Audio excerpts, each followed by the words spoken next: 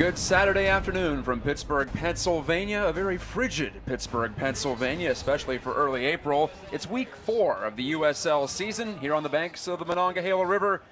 USL presents the Pittsburgh Riverhounds against Toronto FC2, both teams in search of their first wins of the season. The Hounds with a pair of scoreless draws coming in, and Toronto FC2, 2 losses on the road. This will be third road match in a row for the team from north of the border. As for the home team tonight, the Pittsburgh Riverhounds, one of only 3 teams in all of USL to have not allowed a goal yet.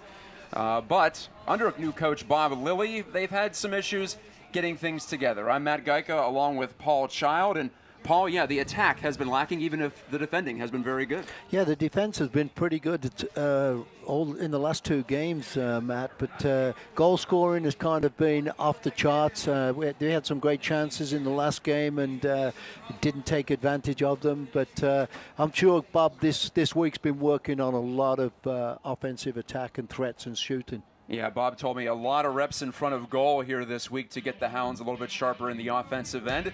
As for Toronto FC2 just has 1 goal on the board, but it was scored by 19-year-old Matthew Serble, one of several intriguing young prospects for this squad. And Paul, this team always draws heavily from the TFC Academy. In this case today, 4 of the 11 starters will be teenagers, so we'll get to see some of that young talent in action. No, and Toronto have always done that too, Matt. This is their farm club, if you want to call it, and they bring their players along and try and get them the experience they need to, playing against some experienced players, and this is the way to do it. I think it's a great idea. Kyle Morton, speaking of young players or inexperienced players, he makes his first pro starts after Dan Lynn got the clean sheet in the first 2 times out for Pittsburgh. Morton, who played under Bob Lilly last year, or at least practiced under Lilly last year for Rochester, he'll see some action here too. So the Hounds trying some things this afternoon in this pop-up home game that's moved to Pittsburgh. Yeah, it'll be interesting to see how he does, and hopefully he obviously must be a good player, else Bob wouldn't have him in there, and wants to get him in there and get him some playing time. You saw the warm-ups. We're going to need plenty of warm-ups to stay hot today for Pittsburgh and Toronto FC2. Match was initially scheduled for Toronto, moved south of the border due to inclement weather. We'll be back with all the action after this.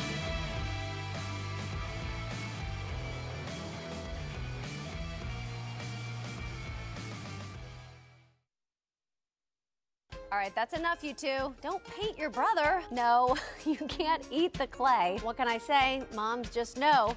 I'm Christine Sorensen, and as a mom, I know parents know a lot. But for the few things we don't know, there's Kidsburg, your go-to resource for all the great things in our area for kids and families. Everything from kid-friendly events, creative learning, and help for parents. It's every Wednesday on KDKA TV, emailed to your inbox and online at kidsburg.org. Cheer on your Hounds at Highmark Stadium. Tickets start at just $13, making a Hounds match the most affordable pro sporting event in town. Get your tickets today at riverhounds.com and unleash with the Hounds.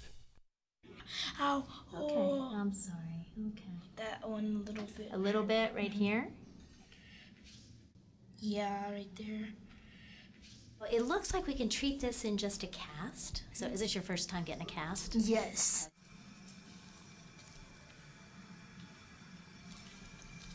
Does it feel nice? Yeah, it feels nice. Call 412 Doctors for a same-day appointment at Allegheny Health Network.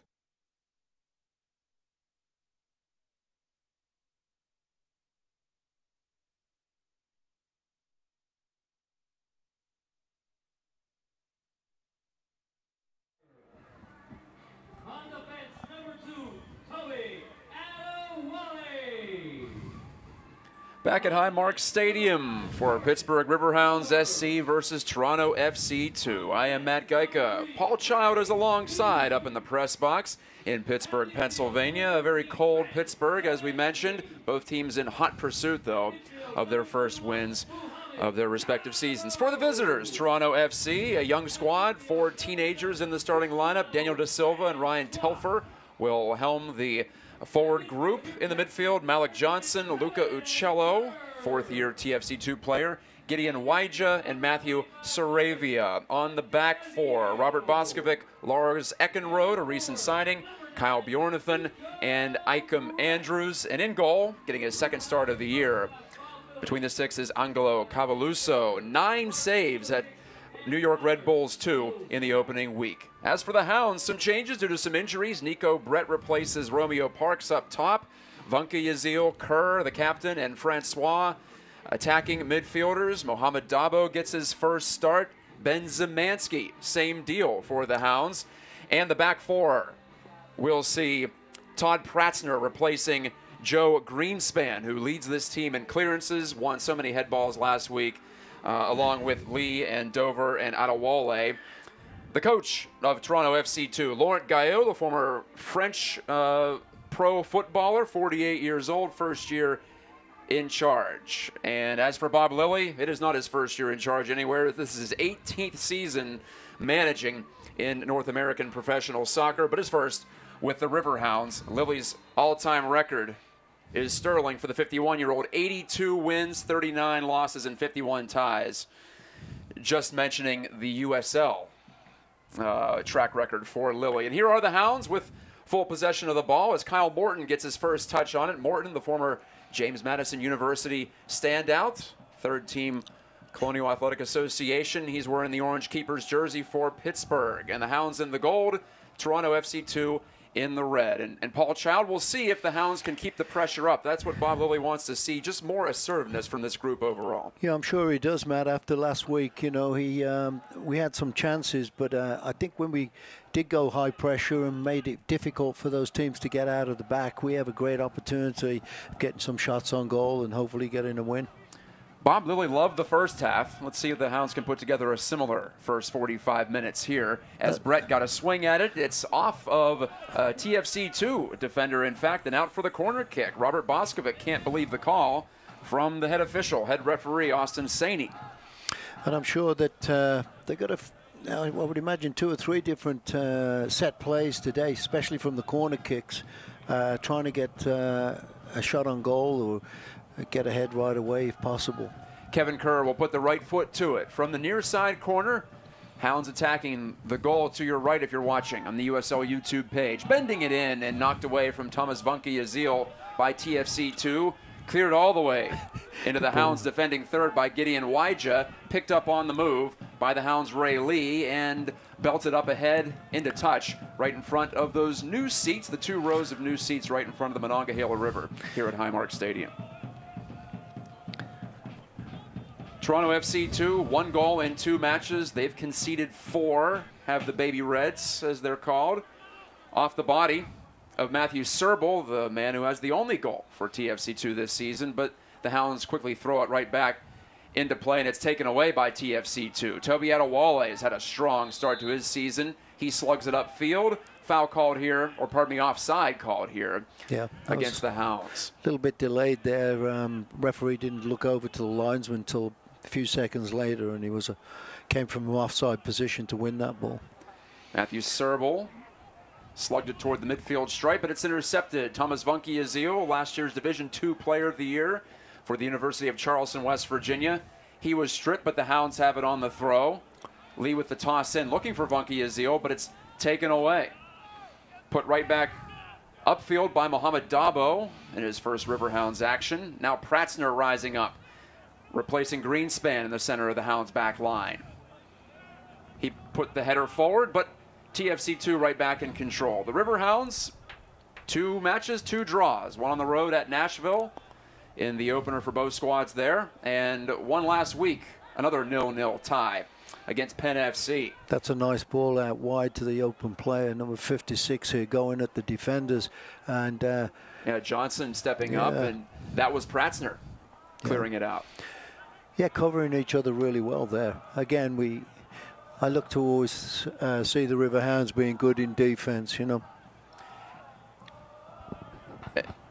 And they've been very strong in the defending third in the opening 2 matches of the season. And here they're tested right away. Ray Lee headed it away from danger, with the keeper Kyle Morton looking on with a watchful eye. The Hounds get the clear here. Brett, Jamaican forward, takes it right away. Brett cutting toward the middle, has some space. Will he let one go? He does, but didn't get a lot on it. Stubbed it wide of the net. puts his hands up to his face. Nico Brett, the former leading scorer in NCAA Division I for nearby Robert Morris University in the western suburbs of Pittsburgh. Yeah, Brett there had a you could see his eyes get bigger. He got closer to the box and nobody putting him under pressure. And obviously as a forward, you want to take those opportunities if possible, and didn't quite get a hold of that ball.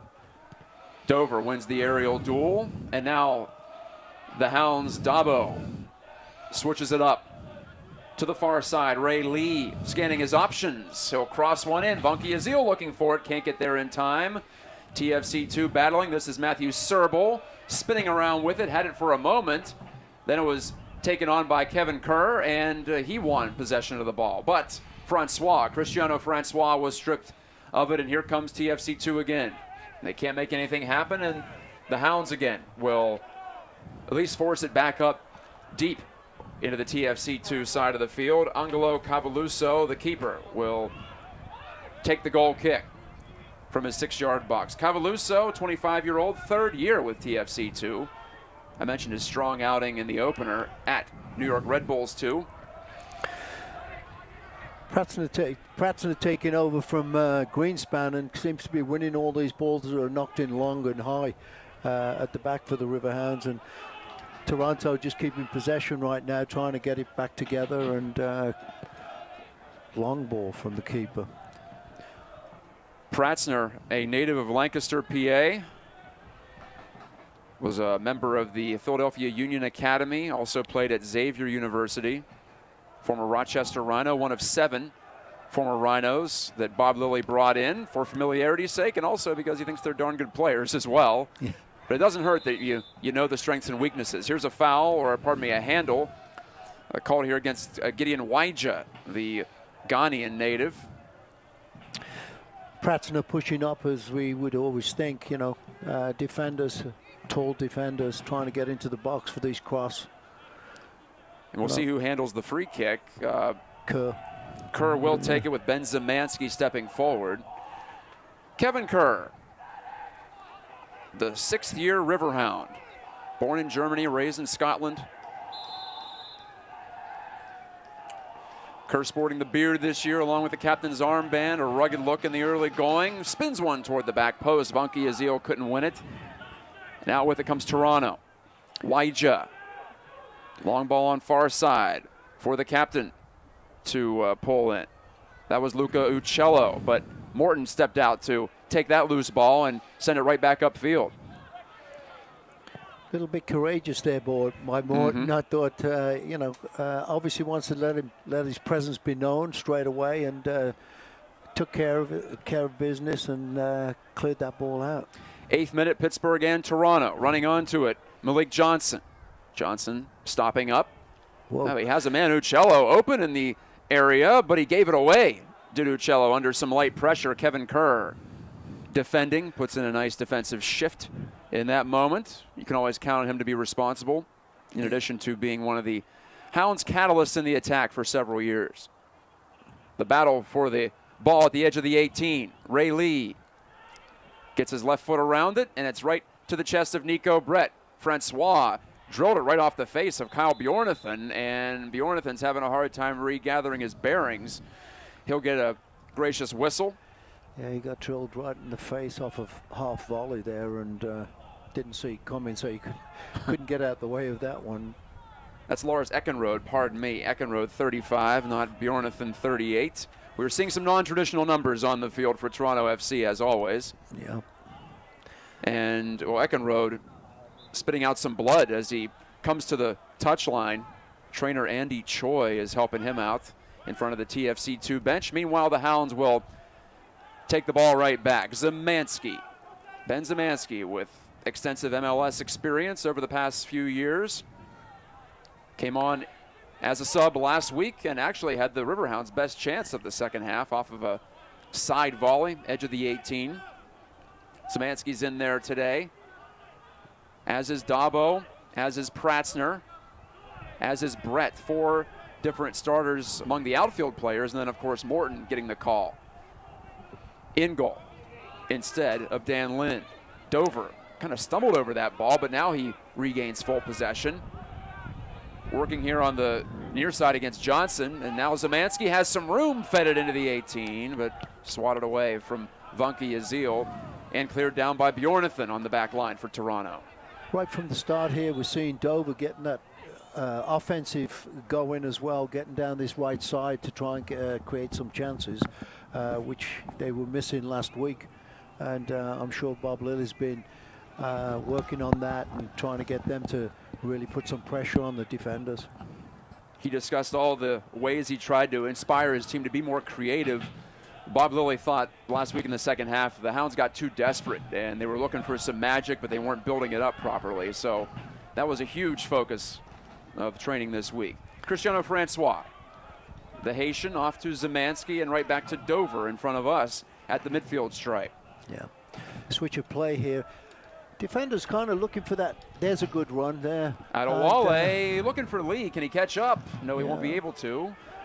Yeah, the defenders, Pratzner is trying to knock the ball around and looking for those diagonal runs from the forwards, and we're not really seeing them at this time, but that was a good straightforward run, but very difficult to do anything with, Matt, when he comes from behind you. He like the diagonal run so you can get on the end of the ball and get behind players. So I think you're going to try and see more of that as the game goes on. Both teams have been frustrated in their ability to put shots on frame. Hounds wanted a handball there. They're not going to get it. Pratzner under some duress. Plays it away to Adewale and right back to Morton. Last week, for instance, Toronto FC, 11 shots, only 1 on frame.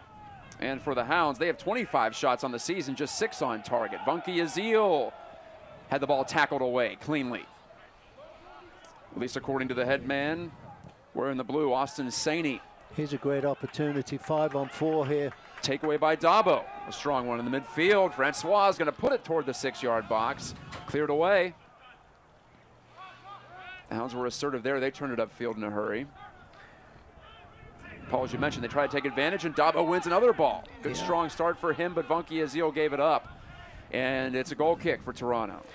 Yeah, he was thinking Francois was going there, and he misread it and didn't go, and would have been a great opportunity. But Hounds starting off real sharp today, really putting a lot more pressure, more insertive, and creating Toronto to make some mistakes and give up the ball a lot more, Matt.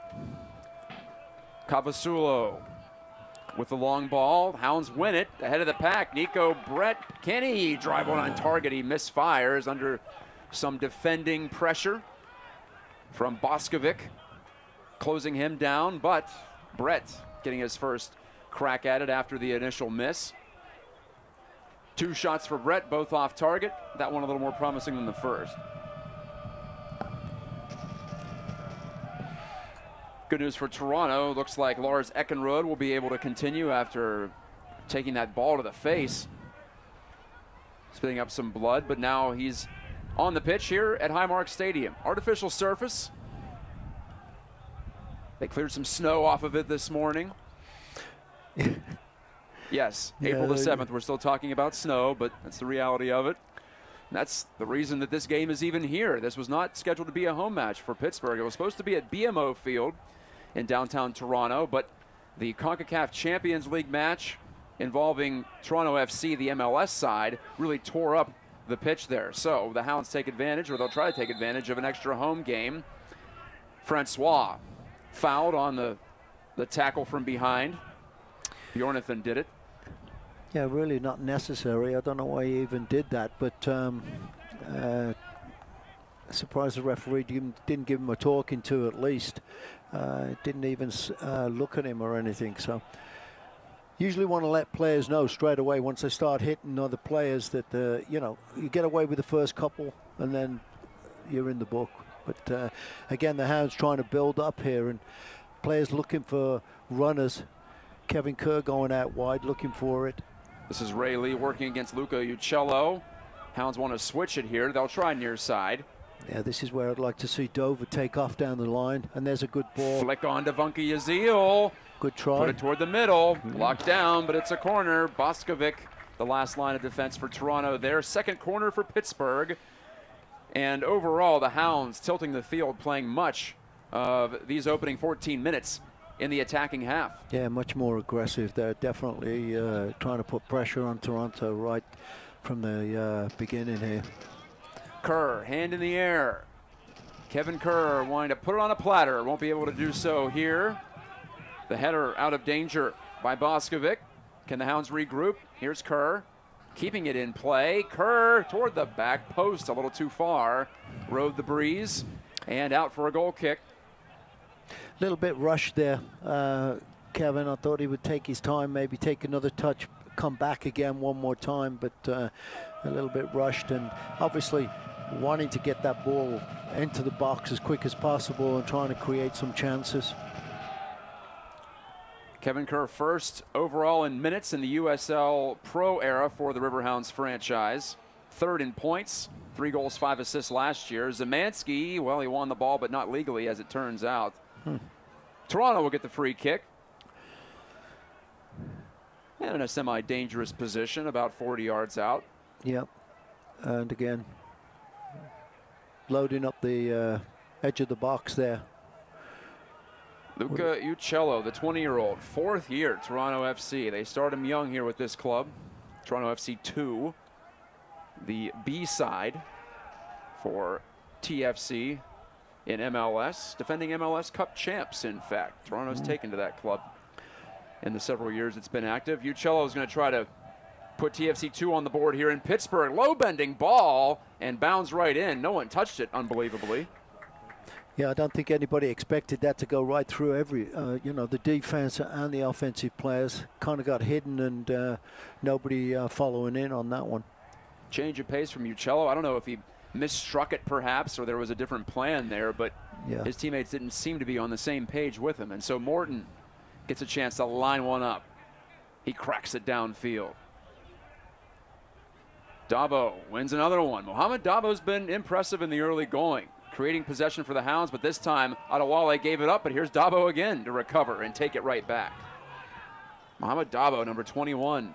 Oh, but his pass was intercepted. Just inside the sideline. Dover bursting ahead, but he ends up getting called for the foul on Matthew Sturble, who stumbled down to a knee.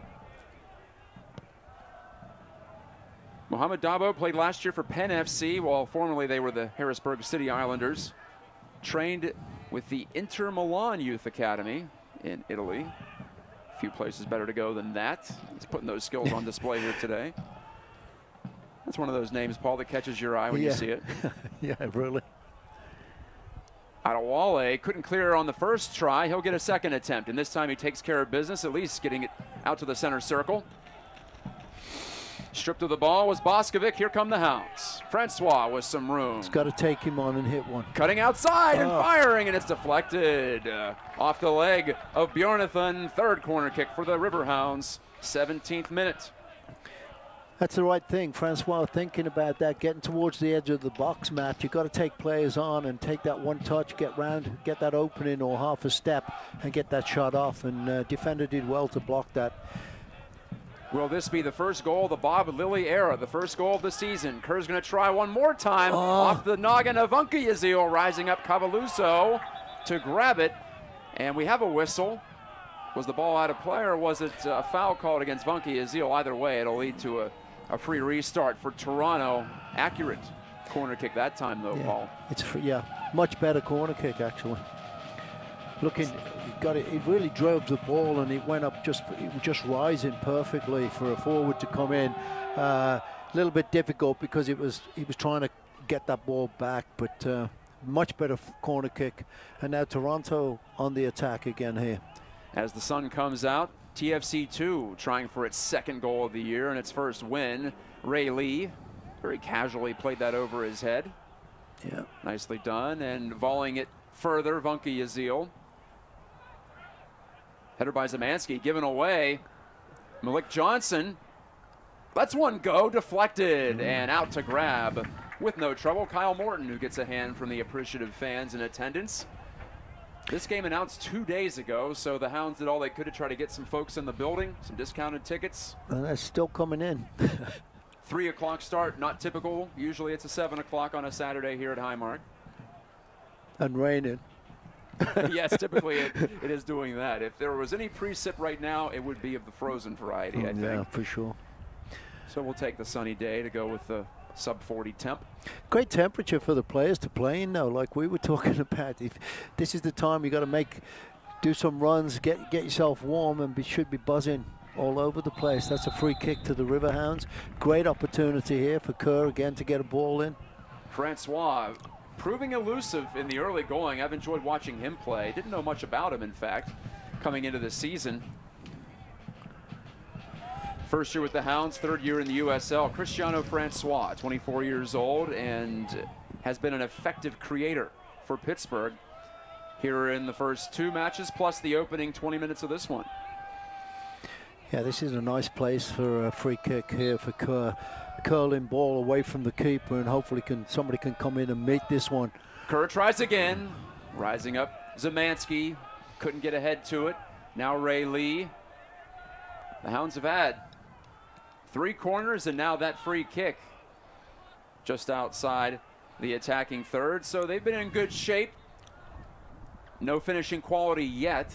This reminds quite a bit actually of last week's start against Penn FC. Yep. Maybe not quite the glorious chances that Romeo Parks especially had last week, and Romeo now out with a knee injury.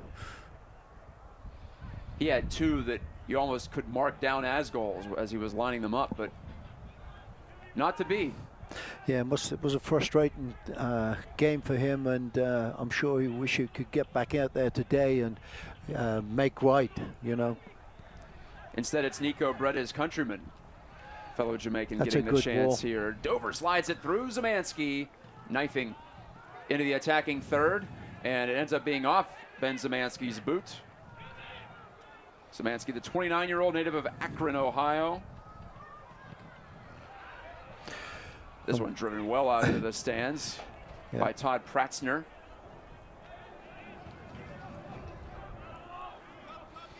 Here comes the throw from Bjornathan, and Pratzner regrouping to take it. Yeah, taking no chances there, just getting it out of bounds so they can regroup, pick up the players, because if that had gone by him, they had a great opportunity to go to goal. Matt Geiger with Paul Child bringing you the play-by-play and the color respectively from Highmark Stadium. Game 3 of the USL regular season for both teams. TFC2 hunting a goal here. Francois comes out of there with it. Francois ladles it ahead. Vunky Azil overran it. And the Hounds have to chase again. Morton calms things down. The Riverhounds have never lost to TFC2 in the 3 previous seasons that the two have been in the USL together. TFC2 has finished no higher than 3rd from the bottom in the Eastern Conference. Players cutting their teeth in the pro ranks typically for Toronto. Last year dead last in the East, in fact, with a record of 6-19-7. Yeah, and again, we were talking about it. They like to use their youth players and give them that experience, and obviously it helped them out in the MLS season because they did win the championship. So I'm sure a lot of those players got an opportunity to be a part of that. Bjornathan battling hard against Francois. Dabo stepping forward. Zemanski wants to find a seam, can't do it. Taken away Serbal, now serves it right on back to Bjornathan. At least got it out to the midfield area. Telfer couldn't control. Riverhounds will take this throw with Dover doing the honors. Dover lobs it on back to Pratzner as the train passes between the field and the river. It's the Monongahela River, one of 3 in downtown Pittsburgh, if you're unfamiliar. We're here on the south side. Highmark Stadium opened in 2013. Pratzner couldn't get it upfield. That's off the leg of Ryan Telfer, one of 2 forwards in this 4-4-2 formation for Toronto FC2. Chance for Daniel De Silva. Almost turned the corner there against Toby Adewale of Pittsburgh, but Ray Lee doubles back to help out. Yeah, Francois kind of tried to get that ball back, lost control and gave it back over to Toronto and created an opportunity for them to go towards goal. But Lee doing really well there, just breaking it up and now reorganizing in defense. Ray Lee's been on the left side and Jordan Dover's been on the right side. on the back line for the Hounds in each of their first 3 matches now.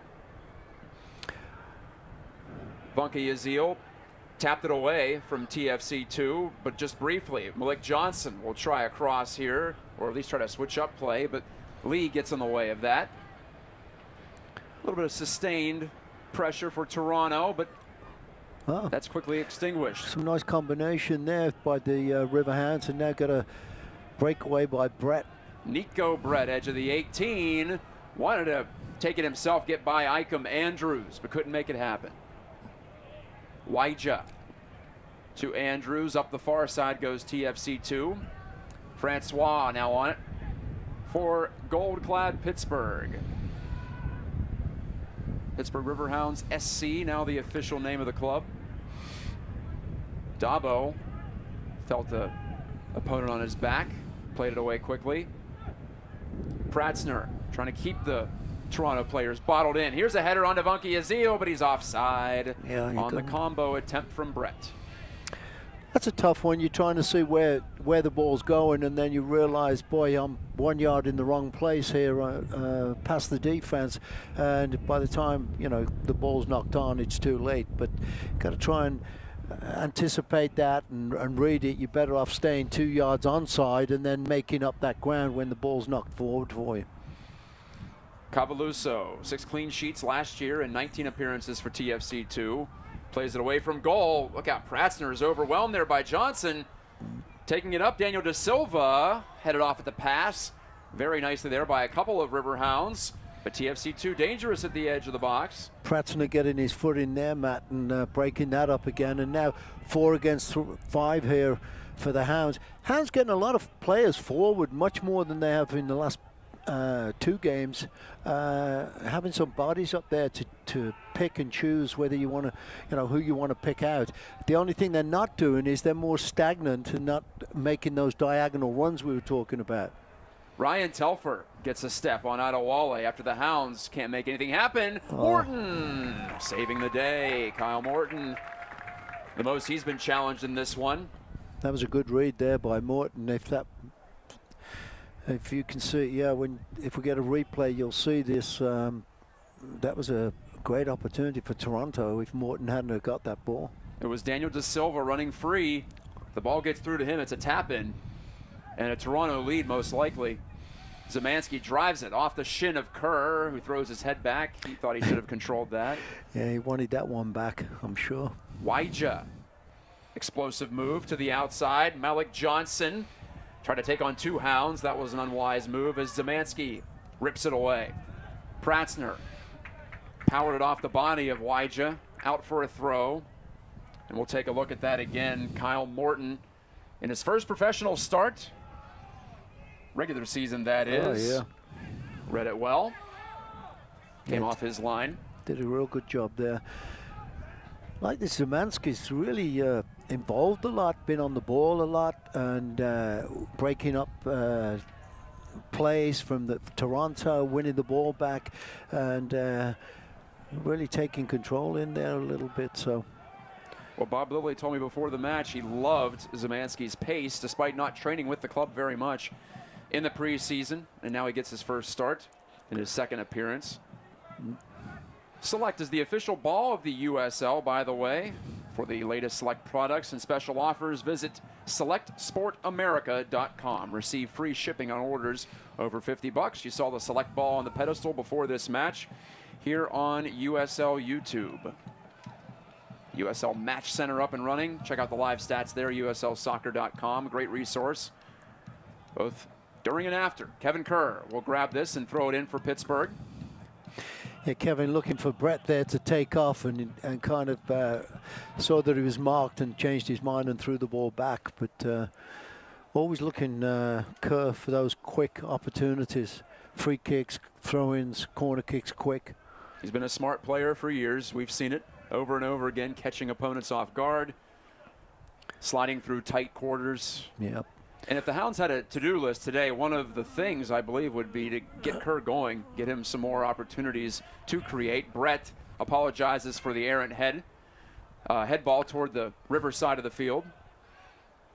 Kerr now will backtrap. Bunky Yazil takes on Waija. Here comes some more of that high pressure from the Hounds, maybe. Yeah.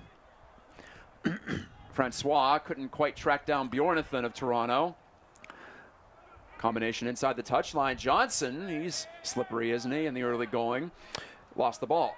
Hounds look like a bunch of bees buzzing here, where they swarm around these players, and there's usually 2 or 3 players really closing the Toronto players down and not giving them any opportunity to create anything. So, well, they literally look like bees with the outfits they have on. Exactly. That helps too, the whole motif. It has been a swarming defending approach. Yeah. And Bob Lilly's teams over the years, they're known for not just their organization, but their tenacity to win the balls back and prevent goals. Dabo wins the aerial duel, but the Hounds can't quite get there in time. Running back into his defending half of the field, Johnson, and he's pulled down by Dover, Jordan Dover, the Hounds wing back. Dover actually a native Canadian. Last year with the Rochester Rhinos. This is his first season in Pittsburgh. Just a couple of holdovers from last year. Greenspan was one of them. He's out with a calf injury. And, well, another injured player. The forward Romeo Parks, the striker. He's out with a knee problem. There's Kevin Kerr. Of course, you know him, but he can't win that. Morton will clean things up for Pittsburgh, though, at the back line. Or just near it. And now Morton slowing the pace a bit as we've moved past the half-hour mark in this one. It's a familiar scoreline for Pittsburgh. No goals for or against in the first 2 matches. Same deal here. So we're looking at 210 minutes of scoreless soccer to start the season.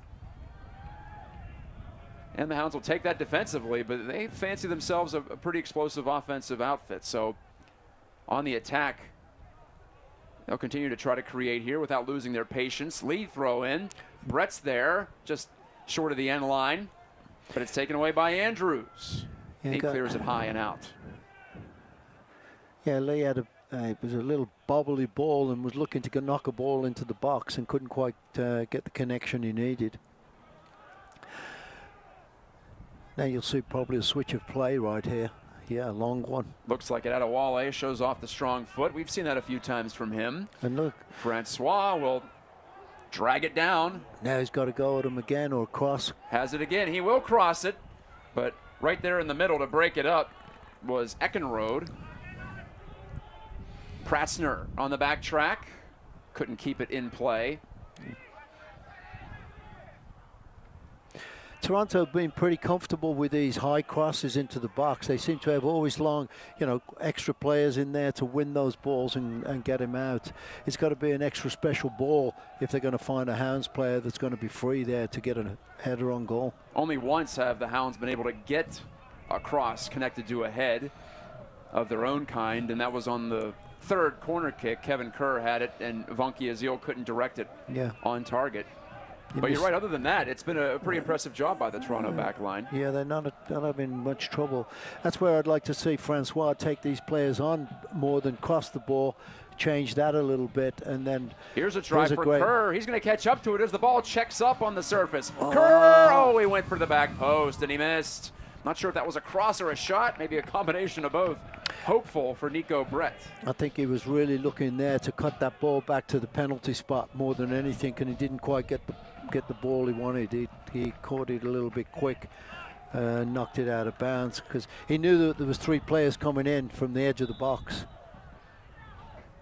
Ray Lee, the author of that long ball, and there was significant backspin on it because it hit and checked, like you'll see at the Masters this weekend down in Augusta. It looked like a golf ball, and it stopped up perfectly for Kerr, who had an opportunity to run onto it. Matthew Serbel, speaking of long balls, he wants to switch it, but couldn't connect with Uccello. Uccello now dispossessed by Lee. Brett's on the run. Can he create something? Oh, what he an may opportunity. have. It comes right to Francois, and it's blocked. My goodness, Boscovich got in the way. And it's out for a throw-in, just barely, to the left side of the corner flag. Yeah, some miscommunication there with Toronto, and what a great opportunity for Francois. And I think he was a little bit surprised that the ball came rolling towards him here with this challenge by Brett. And There he is, all on his own, and Brett forced the bad ball. Boskovic got in the way, though. Well, there's that high pressure again.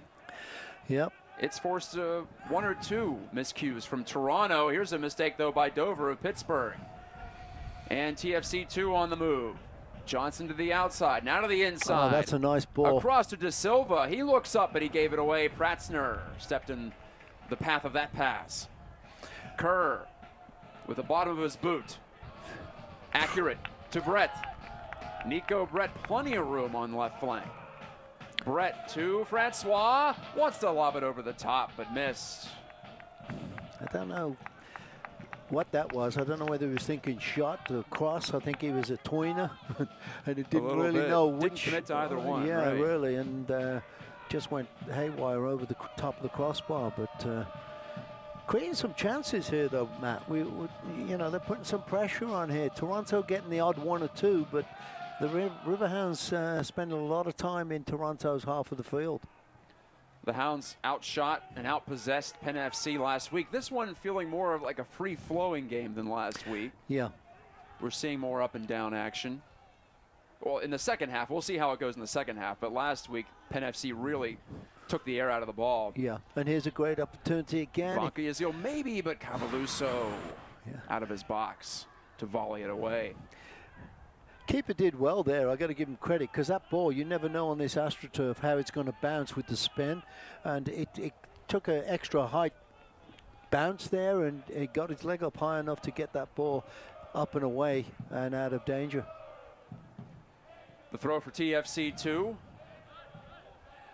This their third consecutive road match. They should have had two by now. This was supposed to be up in Toronto at BMO Field, as Bjornathan turns it upfield. Bjornathan, the high ball, getting caught up in the breeze a bit. Ray Lee now shields off any potential attackers for Morton to grab it. And also, there was a canceled match, supposed to be at home too, a couple of weeks ago against Ottawa. And we'll see Ottawa Fury FC in here next week at Highmark Stadium. But the schedule and the weather doing TFC 2 no favors early on. Brett drags it over to Lee on the overlapping run. Hounds will get a throw, and Lee will take. Ray Lee right in there to Kevin Kerr. Oh, nice. Oh, a nifty move, but couldn't complete it. Could not get around Boskovic over there.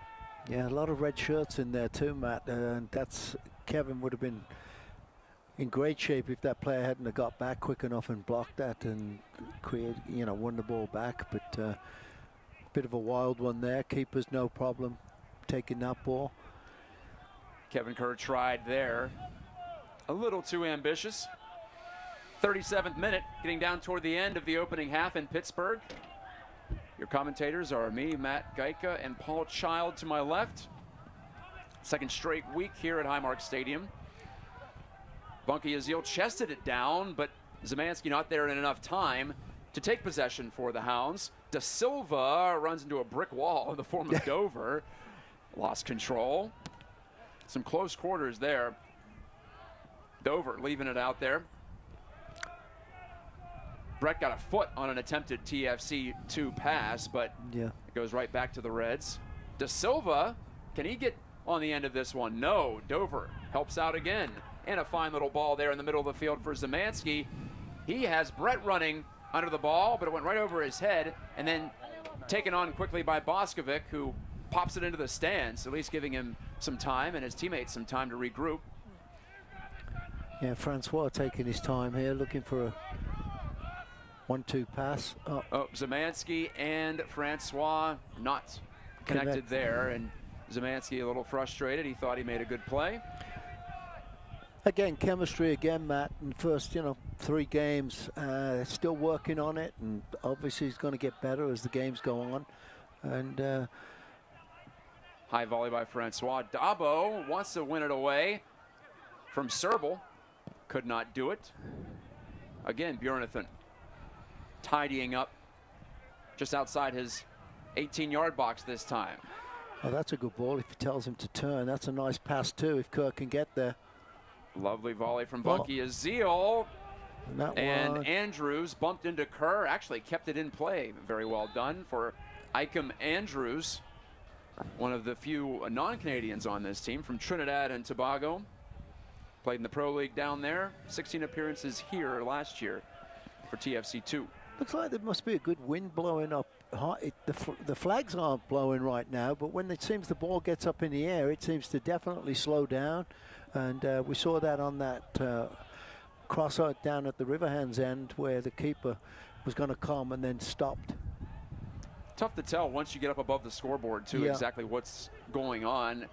Like you say, the flags to our right are blowing to the right. Looks like it's in the Hounds' favor, the wind, that is, for right now for the first half. And they'll have 5 more minutes approximately to try to take advantage of it. The Riverhounds at home, still in search of goal number 1 and win number 1. Well, Pratzner just gave that ball up. And it's Bjornathan. Left-footed drive up toward the Hounds defending third. But Ray Lee, fine job to win it on second attempt. Out it goes, Riverhounds ball. Jordan Dover faking one way. Now he'll throw upfield. It's off the head of Vunky Azil, a very active attacking midfielder is Vunky Azil. We've seen that so far. 23-year-old from France. And he's gotten quite the responsibility from Bob Lilly early on. He's played every minute of every match to this point. Good fight there just inside the touchline, and the Hounds will get the benefit of the call. And Lilly barking some instructions to his charges. Pratzner with the silver right there. Dished it on back to Morton. Here comes Uccello in Adewale's face, but Adewale swings it away. Adewale just 22 years old. Foul here against the Hounds. Brett sending Bjornathan down, sprawling onto the pitch. Yeah, Brett a little bit frustrated, I think, there, because he's getting a lot of bouncing high balls, and he's not the biggest guy, and you know, having a tough time winning anything or getting any possession. Excuse me there. He's definitely a different type of a target for the Hounds. He's 5'8", compared to Romeo Parks at 6'3". As I mentioned, one of the finest finishers in college soccer a few years back. 42 goals in 67 games for Robert Morris. Not as good as it gets in this sport. Malik Johnson switches it and does so in fine fashion. Uccello burrows into the corner. Now plays it back across his body, and Morton has to rise to it. Yeah, Morton reading that really well, knowing there was no strength on it, and rushed to that near post and picked it off. Into the last 42nd minute, and I'm sure the Hounds would like to get a couple of shots off here, especially with this one. What an opportunity here, maybe. And good break for Brett. So he shot it just wide. That might have been deflected. Yeah, it was deflected there. Sure looked like it was. And the referee missed it. Yeah, the Hounds aren't going to get that call. Well, what happened there was one of the TFC2 players, who's now rising to a knee, took that ball off his face. Yes, it did definitely go off of a TFC2 player, and the Hounds were petitioning for the assistant referee to get involved there, but he missed it too. We didn't see it. Yeah, we didn't see any kind of interplay between the man in charge and the man on the sideline. So, boy, that's a missed opportunity. That should have been a corner kick for Pittsburgh, and I thought it was rather obvious that it was deflected. Yep. You could see the trajectory of the ball change, at least from this angle. That's what you wonder sometimes with the referees. They're looking right at it, and you can't. You can see the ball's going a different direction. Here's a breakaway now. Zemeski looking for this cross here, I think, or a short. Now Francois just catches up to it. Francois holding, steps out of trouble. Stutter step, Cristiano Francois. And Dover and the Hounds will reset out near the midfield line. Looking. 44th minute. Yeah, Ray Lee is all the way over there on the far flank. Yeah. And now Lee comes to without a Wale, being a bit deliberate with it, and he misfires over the top. So some trouble there for the Hounds. Hesitation after it looked promising for a bit. It's tough when you're a defender too. You've got to have guys showing for the ball, Matt, and they're not really showing for the ball. And then once the defenders get put under pressure by the Toronto players, they've got to make a decision. Either going to get caught with it or they've got to get rid of it. And that's what they're doing right now. So the balls are not looking very accurate. And here's a good one here. You would think Szymanski can't catch up. Heavy touch cost him in that spot. Johnson to Telfer. Couldn't get it through. Adewale closing him down. Telfer, though, with a fine move to the middle. Stepping, Serbal wanted to let it go, blocked off. There's an injured TFC2 player on the near side. Play continues on over on the far, though. Andrews, Icam Andrews. Look at that collision there, kept it in. Andrews couldn't get it by. Dabo, though, who got in the way. I think it's Malik Johnson over here, down and injured, number 56 for TFC2. Meanwhile, Brett is going to try to pressure and take the ball away, but couldn't get past Boskovic, and now it'll be a whistle, and Johnson will be able to be tended to after play calms down. Yeah, that was a long time he's down there. Malik Johnson, 19 years old, but fourth year on this TFC2 team. 5 goals in 49 appearances in the USL coming into this week, including a 4-goal season 2 years ago. He appears to have something wrong with his right leg. I think it's his ankle. And I didn't catch the moment when he took the knock, but he has been heavily involved in this first half, taking on Hounds players, run into some physical challenges, and in this case, taking the worst of it. We've reached stoppage time in the first half. Johnson's up on both feet, by the way. The Riverhounds will have a throw, and one would imagine at least a minute or two with which to work here on the attack. I would think there's at least 2 minutes, maybe even 3 minutes. I did not see an indication from the scorer's table here. There is no fourth official. Yeah, someone's sitting there at the table. Is this the guy walking down the line there? That's the fourth official? I think it is. Well, hard to tell. They had to scramble to find referees and officials for this match, considering the change in venue just 2 days ago. Anyway, Lee puts it back into play. Adewale, late first half now. Dabo and Pratzner. A deflected cross spins over toward Kevin Kerr, but it's headed clear by Andrews. Cristiano Francois takes possession. Brett fading away from the middle of the field. Throw in Pittsburgh here after the tap out. Thrown right back into the box. Brett chasing after Dover wanted to find him, and not much stoppage time, as it turns out, in the first half of play, somewhat surprisingly. After 45 minutes of play, still no goals on the board. The theme continues for the Riverhounds this season, and for Toronto FC2, a game and a half, a match and a half, without anything offensively either. I'm Matt Geica with Paul Child. We will return after this break with some first half highlights. We'll look at the USL schedule this weekend, in addition to some stats from the first half. Keep it right here.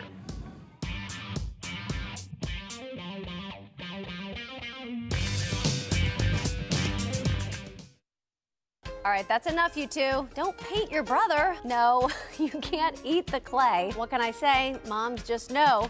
I'm Christine Sorensen, and as a mom, I know parents know a lot. But for the few things we don't know, there's Kidsburg, your go-to resource for all the great things in our area for kids and families. Everything from kid-friendly events, creative learning, and help for parents. It's every Wednesday on KDKA TV, emailed to your inbox and online at kidsburg.org. Cheer on your Hounds at Highmark Stadium. Tickets start at just $13, making a Hounds match the most affordable pro sporting event in town. Get your tickets today at riverhounds.com and unleash with the Hounds.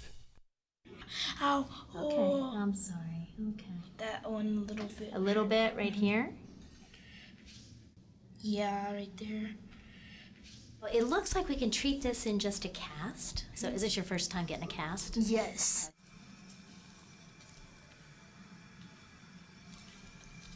Does it feel nice? Yeah, it feels nice.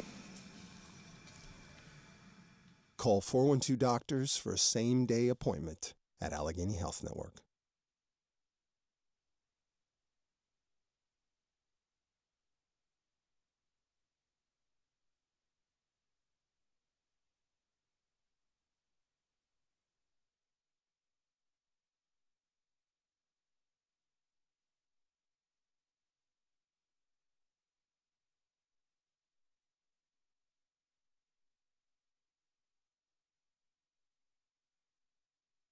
Municipal services to meet your individual project needs. Our versatility follows our personalized approach. First half did not contain any goals from Pittsburgh, Pennsylvania. The hometown Hounds and the visiting Toronto FC2 locked up, scoreless. I'm Matt Geica with Paul Child. We are high above the Highmark Stadium pitch here. And Paul, early impressions on that one, more of the same, I suppose, for Pittsburgh. Yeah, I think Pittsburgh putting a lot more pressure on than they have done in the last two games, Matt, and trying to force something here and create some opportunities, some miscontrolled, and trying to take advantage of that, trying to get down these wings and get crosses in. But Toronto dealing with those, no problem. They seem to have a lot of players back in defense, and they're pretty tall guys, and they're winning most of the balls that are coming across in the air. We'll have more first half talk with stats and highlights in a bit. Want to let you know that next week we'll be back here again, third consecutive week. Saturday, April 14th, 7 p.m., your usual start time for weekend matches here at Highmark. Ottawa Fury FC comes to town. That was the team that was supposed to play Toronto a couple of weeks ago. Ottawa Fury, just one match in the books. They're 0-1. Losing by 3, so they're right down there along with Pittsburgh and TFC2, all in search of some traction in the early going in the USL schedule. For right now, we'll send it over to part 4 of the interview with USL President Jake Edwards as he talks about the progress of this league, its continued expansion, and its hope for growth in the future. Like I said, we will be back. Hi, we're being joined today by Jake Edwards, President of the USL. Just getting ready to kick off an exciting 2018 season. Jake, thank you very much for joining us today. Great, my pleasure. You know, we're getting ready to kick off the 2018 USL season, but this year has also been very crucial for the successful launch of USL Division 3. Talk to us about, you know, the league and kind of the steps that are taking place to get ready to kick a ball with them next year. Yeah, that's a great deal of work that's gone into that so far. It's been a 2-year project, and we're kicking off in 19. Very excited. It's a significantly important step that we're taking here because there needs to be more professional soccer. There are a significant number of communities and fans that don't have access to a professional team of their own. And there's an opportunity there to go into these communities. We want professional soccer clubs that are going to be here for many years to come. And we'll follow the same model with the right ownership, with the right venue, and with you know, great professional players now between the 2 professional divisions, and also with our pre-professional league, our PDL, our Elite Amateur Under-23 league. Now with the 3 properties, you'll actually see more integration of these leagues. Division 3 is going to have a huge impact on the growth of the sport. What does Jake, as president, think about when you're looking ahead for the next decade? What are some initiatives that you kind of see on the horizon? We set a long-term strategic plan out that took us through 2020. Some of those projects are going to carry on beyond that. There'll be some more expansion into the USL for Division 3. It's the continuation of our soccer-specific stadium push to get all of our teams playing in those venues. Again, continue to focus on the competition level, continue to attract quality players and world-class stars into the league, and coaches as well. You know, a large part of what we're going to be focusing now is on the commercial growth and the media growth of the league, as we've built significant interest and significant quality, and there's a lot of people that want the content now, and so we're going to be unveiling a lot of new partners over the coming 12 to 24 months. So there's a big area of focus there for the league, and ultimately the fans. You know, keep servicing the fans, keep engaging with the fans, keep giving the fans more and more great professional soccer for them to come out and support.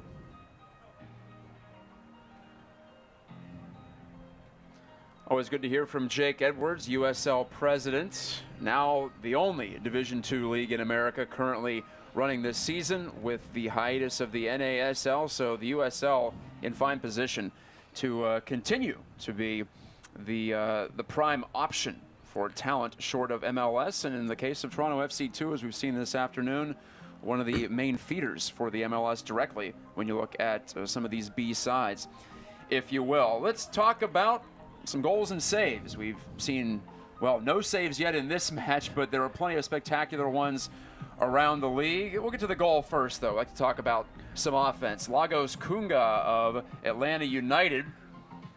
That was the one that you, the fans, picked as our goal of the week.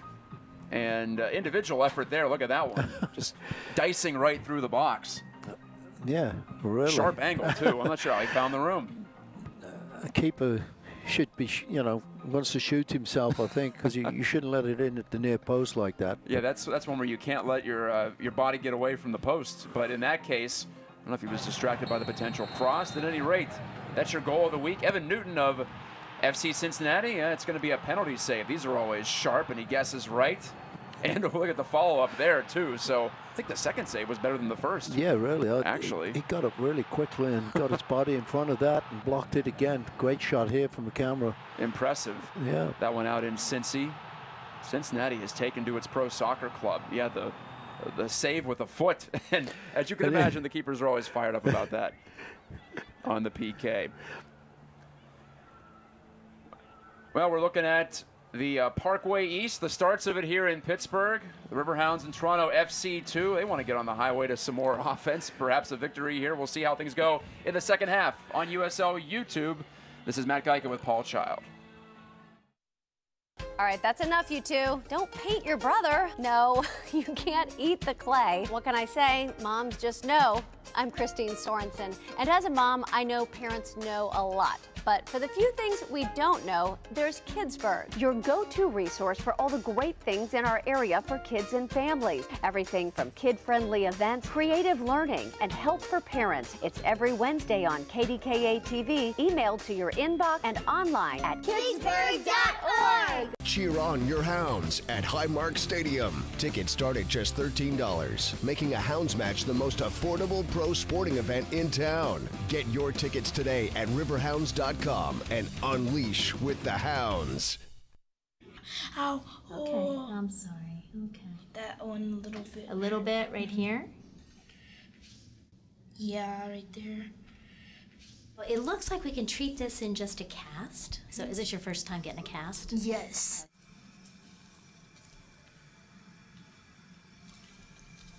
Does it feel nice? Yeah, it feels nice.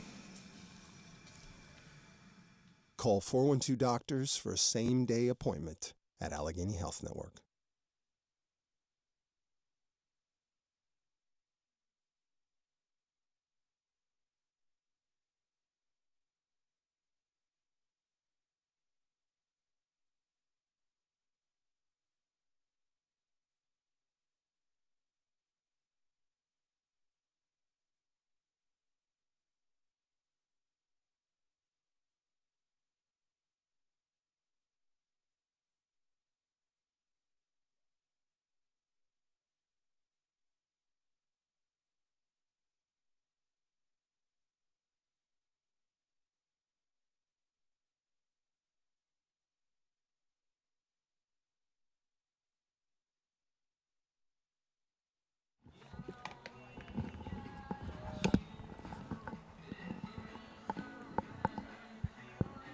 There's the beautiful Pittsburgh skyline, looking at it from the southern perspective from Highmark Stadium, the river in between.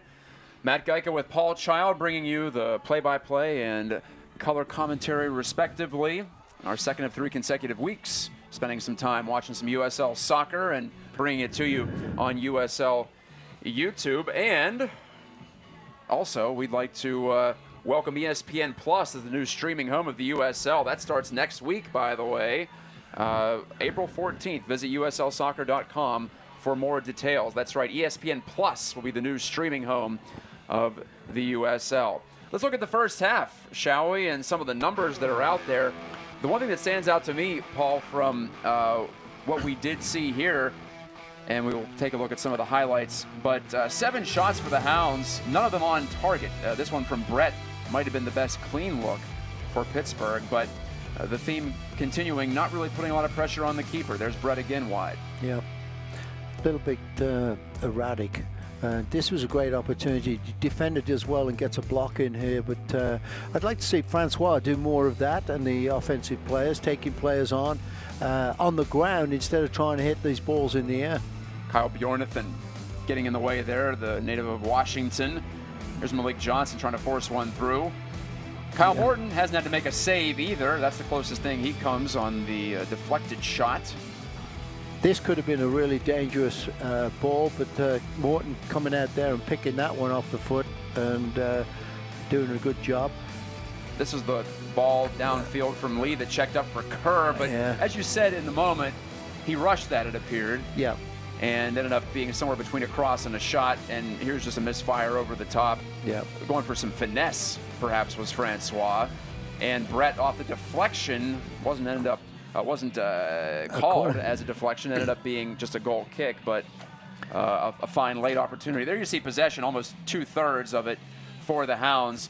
And a couple of offsides, not as many as last week. That was also a problem for Pittsburgh against Penn FC, was the timing of some of the runs. You were just talking off air with me about the Hounds needing to, at least from the forward perspective, show on some diagonal runs and try to be a little more creative. That's what Bob Lea was talking about in the training this week too. Yeah, I mean, when you're a defender and you're at the back and you've got time and you're looking for make that pass, you need some direction from your forwards to make those diagonal runs to get on the end of something. You can't hit them straight down the field because you can't do anything with them.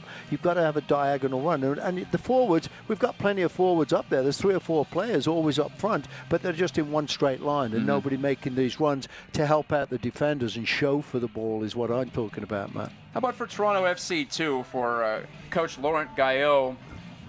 I think he has to be happy with his back line. They've won all but one of the crosses that the Hounds have put in there. Oh, yeah, definitely. And I think when you see Toronto get the ball out wide, I've seen it like 2 or 3 times here towards the stands where we are, the players get the ball and then switch it way far right, looking for that, trying to get an open player, but usually they've been marked up. But they're always looking, take possession of the ball one side of the field and switch it straight away and try and get one-on-ones on the opposite side of the field. The Hounds and TFC2 making their way back out onto the field. As you can tell, it's looking brisk out there. The snow has been cleared from this morning. Temperature is right around 40 degrees, thankfully playing it during the daytime. The Riverhounds have never lost to Toronto FC2, as I said.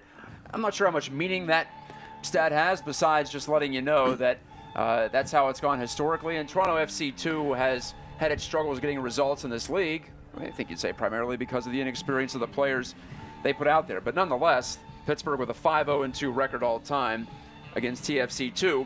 I will say, though, Paul, each of the last 4 have either been decided by a single goal or they've been a draw. So these haven't been runaways recently. No, they've always really been tight games, and they're mostly defensive-wise, and you can see both teams are really good defensively.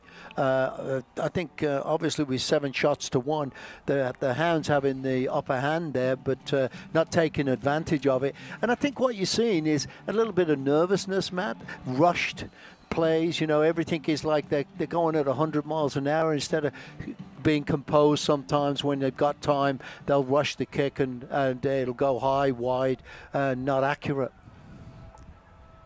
And when you are pressing for the first goal of the year, that is human nature to have that creep in, I would imagine. Yeah, you just want to break the ice, you know. Really do. Especially when you're a forward player, because that's everything too. You know, you're out there trying to score. So here we go, and a reminder, you can follow the USL through its official Twitter feed, up to date with news and live game updates, highlights from around the league. Love the live highlights from last week too. Check those out at halftime and after the fact. Follow at USL on Twitter, and you can also go to Facebook.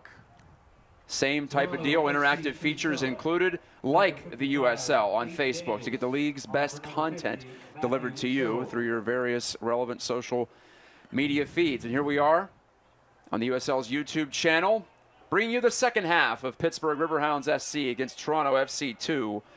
Matt and Paul talking to you this afternoon. Got one substitution for Toronto, 55, Daniel. Aiden Daniels into it. And I don't know who was it came off. I thought it was number 50.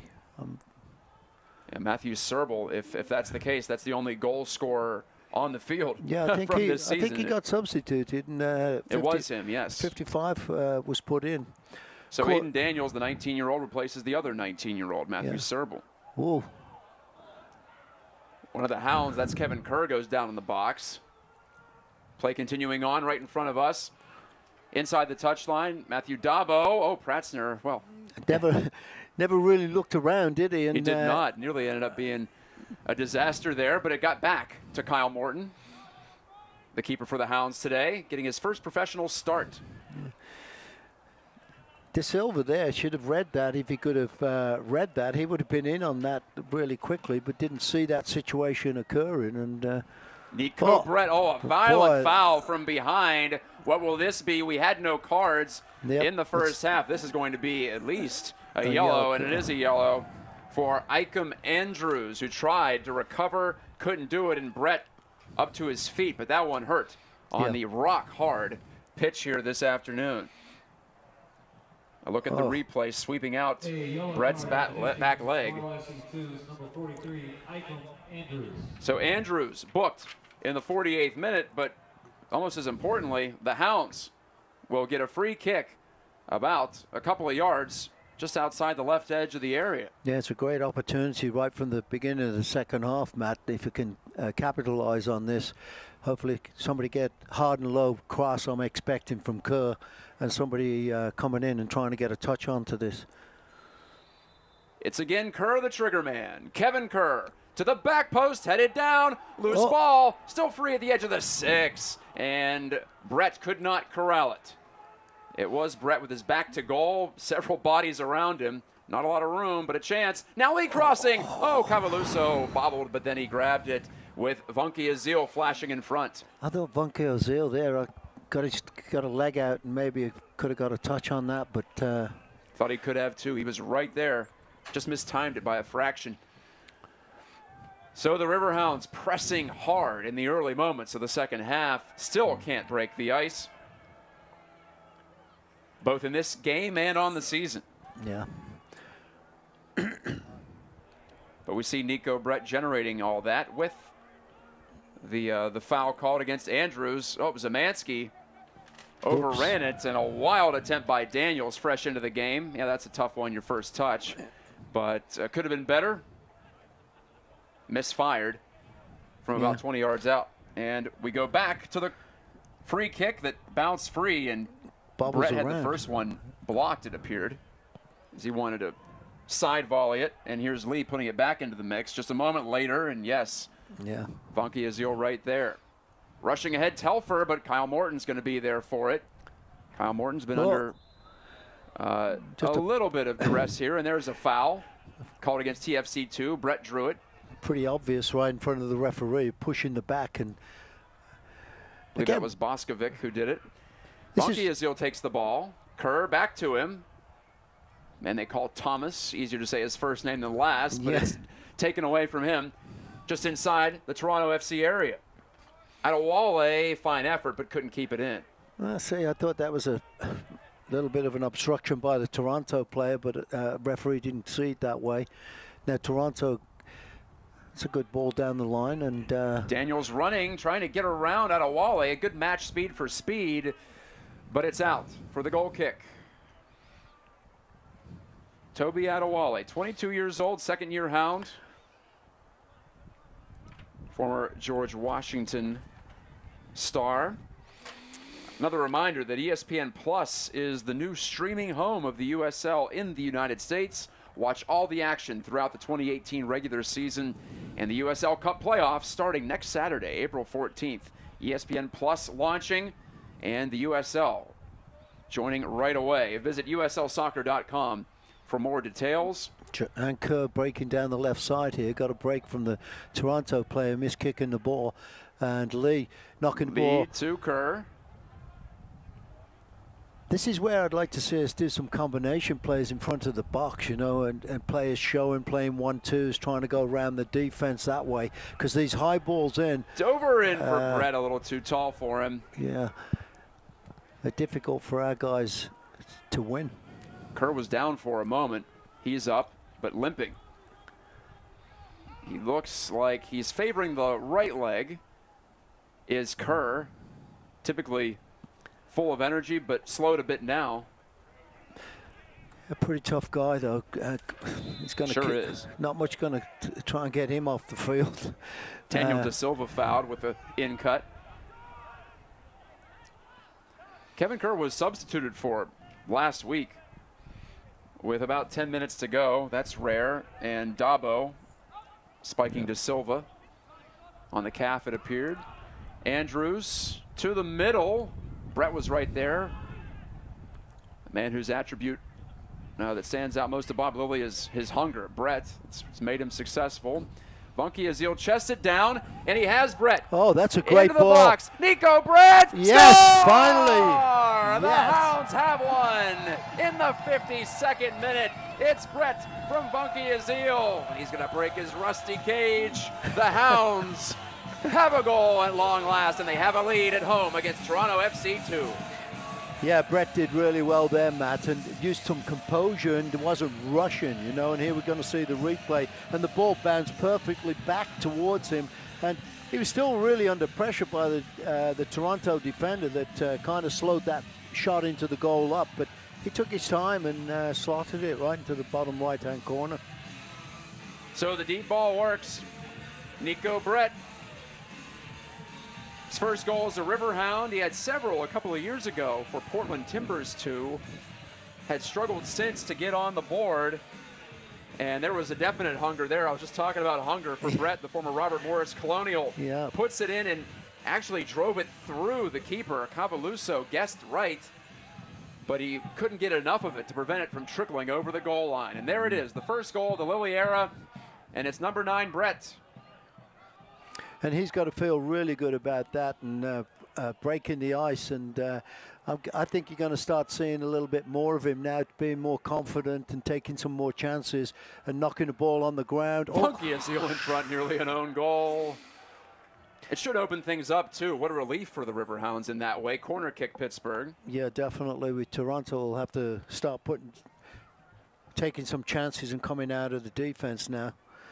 It's a good ball right into the near post, but nobody really running there. Boskovic got in front to save the day for Toronto, prevent a second goal.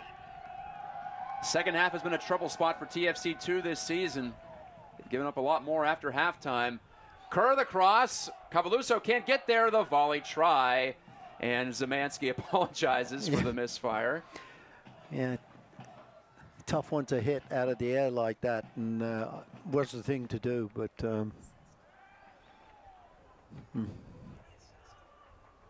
Again, Brett from Bunky Azil is the goal. 52nd minute. And the Riverhounds can breathe. As for TFC2, now staring at a third consecutive loss, the urgency is going to kick up here. The only respite for Toronto is they've given it up early here in the second half, so they have more than a half an hour to make this one up. Yeah, definitely. There's plenty of time left in this game, but it's the balls again. Slow reaction from Toronto FC2. Bunky Azil pressuring. Yeah, a little bit of miscommunication. Who's going to take that one, and nobody really taking charge, and that's when a offensive player can take advantage of that and jump on a miscommunication. And here's the ball again, and he's going to get there. Again, Brett nearly getting there, but Cavaluso rushing forward. So the Riverhounds staying frisky in the second half, and with the goal on the board, confidence level is going to go up. But you also can't lose your structure on the backside, so there will be moments here where the Hounds defenders have to come through, maybe coming up now with Bjornathan throwing it back into play.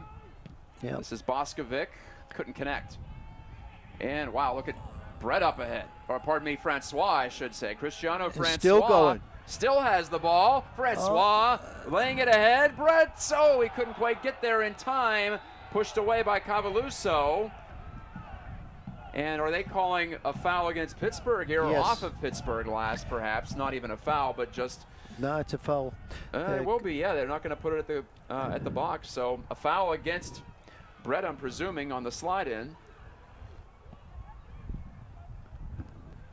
Yeah, the keeper came out, and I think Brett lunged towards him, and he had pretty much possession of the ball, and he hit him, so referee gave a free kick against the Hounds. And the keeper's always protected in those Here's an opportunity. situations. Oh, Daniels, well, he had it for a moment. Oh, man, a redirect here right in on Morton. That's off the body of De Silva, an inadvertent shot toward the net after Kerr tried to clear. This is time to be calm now, where the Hounds have got to kind of get possession, keep possession for a little while, take the air out of it, and because this is the most dangerous time. Toronto are hyped up to go forward and create some chances, but Pittsburgh again. Brett, the side foot, broken up. Bjornathan. Kyle Bjornathan, 23 years old, gave it away again. Stolen by Dover there. Nice ball. Francois wide open. Is that on the right and cut the ball Francois, back. can he keep it in? Right on. And there's Cavaluso. Give himself a challenging ball there. Look at this play by Cavaluso. Adewale has it hit off his back. Trying to cross it here. Telfer couldn't get it through. That's off of Pratzner, and then Zemansky cleaning it up.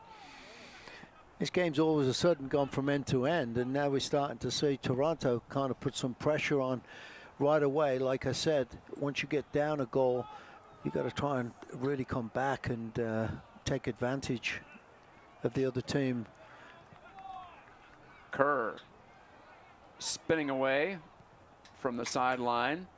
Another sub coming up for Toronto FC2. Ayo Akinola ready to check in, number 20. In the meantime, though, the Hounds trying to make it a second goal, and they can't here, at least in this opportunity. Yeah, good defending there. Somebody, I think it was Dover, trying to slot the ball through to Brett, but couldn't find the space. Bjornathan has been one of the better players for Toronto, and again, he locks down that left side of the back line. So here comes Ayo Akinola. Not listed on the TFC2 official roster, in fact, but he'll get some playing time now. De Silva is checking out. Akinola in for De Silva. De Silva was playing up front, so you'd imagine Akinola will head there, and he is at the top of the TFC2 formation. Now running after Adewale, a left-footed blast ahead. Kerr attempting to win it there against Andrews, but Ike and Andrews, well, at least he ushered it out of bounds. Kerr, quick throw. Lee lets it settle. Oh, he put it toward the 6, and it's cleared away. Again, he was looking for there, but given up. Needed somebody to show for that ball, seeing the situation and going, here's a shot coming up. Zemansky takes it away. Ben Zemansky to the open man, Brett. Score! Offside. Now they're calling it a goal, I believe. They are.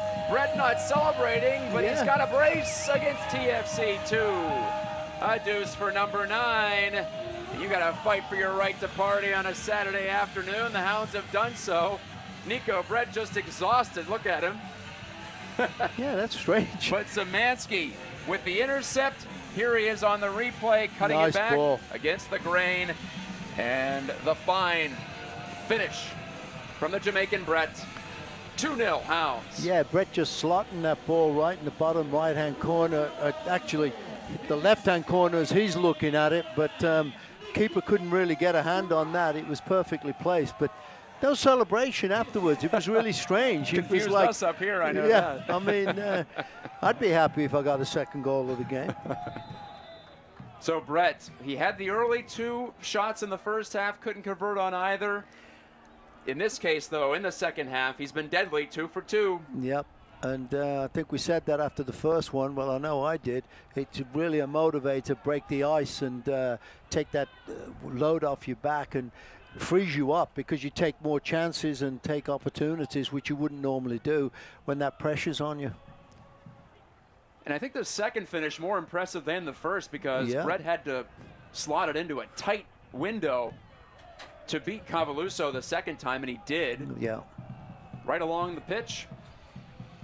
Skipping into the goal, the Hounds have a second in the 60th minute, and now the first corner kick of the match for Toronto FC2 materializes.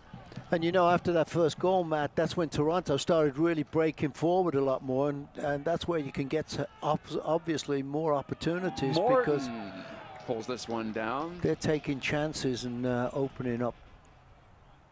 Oh, it was definitely noticeable after the Riverhounds struck first here. And you'd imagine more of the same. There should be more chances for Pittsburgh on the counter. Yeah.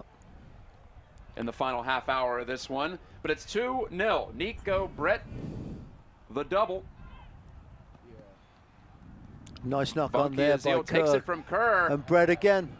On the left foot, can Brett go for the hat trick? No, he'll try to cross it back. Bunky Azil wins the ball, but his drive was blocked off. Lee, we're going to see some more offense coming up in this match. Batten down the hatches. Pratzner. Yeah. Zemansky filling in back there. Dabo also helping. Ben Zemansky gets on the score sheet too with the assist. And the Hounds have done that several times at TFC2, stepping in the way of errant passes and leading directly to attack. It's happened more here in the second half. Throw in Pittsburgh. So the Riverhounds with a couple of crowd pleasers here, and the ultimate crowd pleaser, of course, would be the big 3 points in the standings. They've gotten 2 out of their first 2 matches. Oh, and Brett fouled. Elbow or hand from Lars Eckenrode, caught him in the face, and Brett reacted immediately. The whistle blown by Austin Siney. And we'll have a second opportunity to take a look at that one. Brett looking to get by and clothesline. Clothesline, yeah. I was just thinking the same thing. And from Eckenrode, and he reacted not the right way you want to. Pratzner is going to try to put it through down the right flank, headed out by TFC2 and Boskovic. That ball again holding up, it seems, in the wind a little bit. It must be pretty windy as the ball gets up high, and can't pay is waiting for it to come down. The Riverhounds do appear to be going against the breeze here in the second half. Oh, nice play. The flick on. Can Dover make something happen? No, his cross is cleared.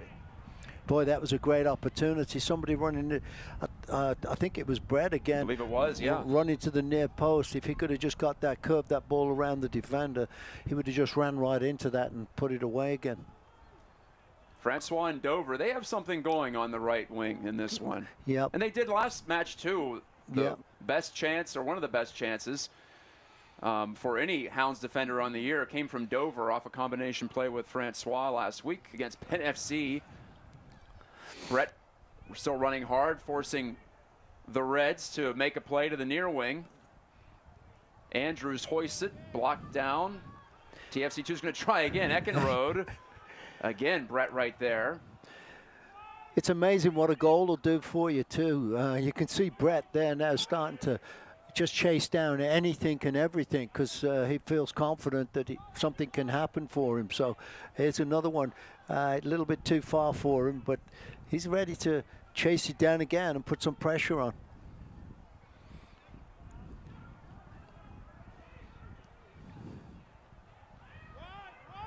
Interestingly enough, considering we're having an international matchup in front of us, we have the American flag and the Canadian flag, along with the state flag of Pennsylvania down to the right. Probably get a look at that at some point. Yeah, there they are. And you can see there's a good breeze blowing up there. And there's freshening, as they would say, in the sailing industry. Ray Lee, he sails forward and hooks up with Kevin Kerr, who doubles back. It's Ray Lee, the Hounds number 3, stripped of the ball, dispossessed nicely. But speaking of dispossession, Dabo again, he's just flashed forward several times in this match and seemingly coming out of nowhere. Yep. To make life difficult for TFC2. Just trying to make their way out of their defending third, and even there, Adewale pressing high to force a throw. Ayo Akinola. Oh, there's a missed kick, and Brett There's gets a giveaway, yes. Brett, can he make something happen there? Oh, he had Francois. It looked like a pretty well-weighted ball, but it stopped up and bounced high. Yeah. And right back in on Cavaluso, the keeper, getting some help from Boskovic, the defender. I was going to say Akinola up on the attack for Toronto. Yeah. Wide frame player. Now he tries to close out on Lee, but Lee forced it forward. And Kerr getting the ricochet off the defender there, so Hounds getting a throw in. And you can see the confidence right away. The players are starting to hold on to the ball and be more creative instead of rushed. And obviously you can do that when you've got a 2-goal advantage. That's what they say. Goals change games, that's for sure. Big time. Lee, the takeaway. Can Brett get a third? Can't make it happen now. Kerr. Oh, he had that one lined up. It appeared to be ticketed for the right side of the goal, maybe even side netting, but it was blocked out. It'll be a corner kick. And now Kevin Kerr starting to get into the act here with some attacking opportunities. Yeah, he didn't quite get that where I think he wanted to. He caught it on the outside of his foot and clipped the defender. He wanted to try and put it between the two of them and didn't quite catch it the way he wanted. Hopefully they can make something out of this right now and really Fifth put corner this for game Pittsburgh. away. In search of a third goal now. Kerr to the back post. It's Dabo along the ground and wide. And a corner kick again, a deflection by Evidently Toronto defender. Yes. Well, they missed on one in the first half. This time I missed on the deflection. Good. Kevin Kerr will put the ball on the spot, or on the arc in the corner, I should say. And the Hounds will send several bodies toward the direction of the net, though. A high rising header. And it goes over the net from Toby Adewale, the central defender. I don't know whether the defender headed it. Cavaluso, the keeper, took the worst of that collision. Yeah, I think he wasn't even close to the ball, but the defender deflected off. I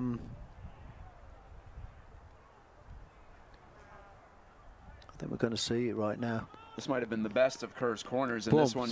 You're right, it did go off the defender first, and then had Adewale just on the hit second him right chance. in the head. That'd have been some way to score. Oh yeah, when you get the we'd second take header. it. You take it. You don't. You would say you meant it, but of course. Oh. It looked like it was Boskovic who had the initial touch on the head. Yep. Anyway, here's Daniels. And on to Andrews on the overlapping run, but he gave it up.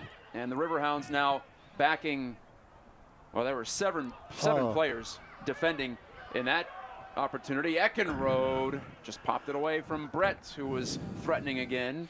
You can just see Brett oozing with confidence, taking that. He wasn't doing that in the last couple of games in the first half, but you can see now he brought that ball down well and just knocked it past the player and thought, I can outrun you and get there, and put him right under pressure and got the throw in.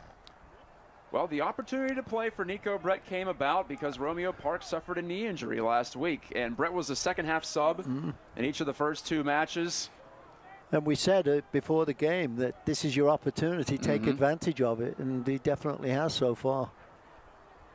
Showing off an ability to perhaps stay in the lineup no matter what Parks' health status is into the future. The two countrymen, a part of an extensive striker core for Bob Lilly that he's assembled here in Pittsburgh. It should be a team that has some finishing ability, and now we do see it from Brett twice. Now we just need a few other players to get on the board as well for their confidence, and you know, you don't have to depend on certain players. Telfer was trying to pick his way through the Hounds' defense. Cavaluso has to kick this free ball away from Cristiano Francois. That ball just blowing. Yeah, look at it blow back toward the Hounds' end, and Telfer, nearly got a friendly roll there. Yeah. Telfer's working hard, didn't get much help from his teammates on the previous possession. Francois is not going to be able to get to this one ahead of Kyle Bjornathan. Matt Geika with Paul Child here from a breezy, unseasonably cool Highmark Stadium. 71st minute. Especially when the windows are open. Indeed. We're just going for the alfresco feel. It's brisk. More of a night or an afternoon for coffee than a cold drink. Can't say that for a lot of matches here during the summer, though. Yeah, it can get hot and humid in Pittsburgh, but forget summer. Spring is late to arrive here. Much of the eastern United States, I know it's the same way. Oh, nice run there by Kerr. Kerr will get to it. Diagonal run we were talking about, and making something happen out of Bends nothing. it in for Vunky Azil. That's exactly what you were describing at halftime, in fact. Flashing to the ball, giving an opportunity for your teammate to make a play. Yeah. Just showing them where to put the ball, you know, because you're making that run, and they know they can knock it out there, and you're going to get to it. Corner number 4 in the second half, number 7 in this match for Pittsburgh. And for the 7th time, Kevin Kerr handles. 5 Hounds in the box. Where will this one go? Driven out toward the penalty spot, but Vunky Azil couldn't make anything happen with it. Yeah, I thought he was wide open too. He just kind of sailed over his head. I think he mistimed his jump, went a little bit too soon. Doubling back is Aiden Daniels, second half sub. Well, Toronto FC2 needs a pair. And 2 Riverhounds lining up on the touchline to come into this match. For the first time, the Riverhounds are defending a lead, so fresh bodies, fresh legs, that makes sense. Kay Banjo, number 17, and number 6, Hugh Roberts. They will both apparently make their season debuts on the next dead ball. Yeah, forward. So one's a forward, and Banjo the forward, yes. Yeah. And Roberts the defender. Yeah. But it doesn't mean that Banjo necessarily has to go out high. No. Here's a good combination play. Oh, Daniels couldn't get it through. But TFC2 showing some skill now. And here comes Uccello. Uccello trying to cross. Sliding tackle and a fine one by Adewale. However, corner kick Toronto, their second. But before that, we'll have our substitutions for Pittsburgh and maybe even one for Toronto being able to get in. Jordan Faria, number 58 in red. He wanted to take this chance to find his way into the match. Both coaches, Laurent Goyot and Bob Lilly, are delivering instructions. Dover coming out for Roberts. So Dover out, Roberts in on the Hounds back line. Hugh Roberts, 25 years old, Maryland native. Played for Bethlehem Steel last year, first year as a Riverhound. This is his 5th USL season. Zemansky coming out. And yes, Zemansky will be the one headed to the sideline in favor of Kay Banjo, a returning Riverhound from last year. Another Maryland-born player. Number 6, Hugh Roberts. In for number 5, George Dover. You might see Kerr dropping back to midfield and letting Banjo go up front now. I don't know, but it would make sense. Uccello's corner. Oh, Morton backed out. He thought he might have to defend a header, but instead it's onto a Riverhounds noggin. And Francois catches up to the loose ball over on the far flank of the field. So a nervous moment for the Hounds on that corner as 2 new players try to get their bearings. Banjo in and Roberts in. And that was Roberts over there on the far side, or pardon, Banjo actually pressing. Banjo will be in the midfield here. Dabo with a takeaway, no, it's off his wrist. Yeah, Dabo been really putting some pressure on there, chasing.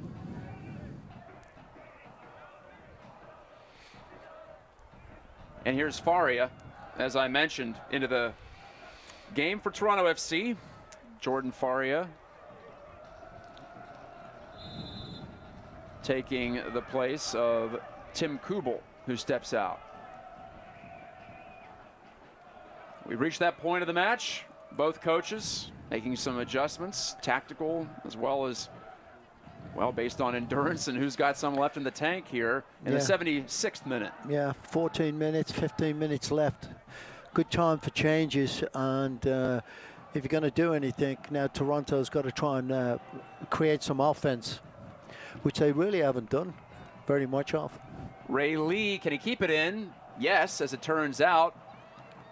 But instead, it's over to TFC2 on the throw.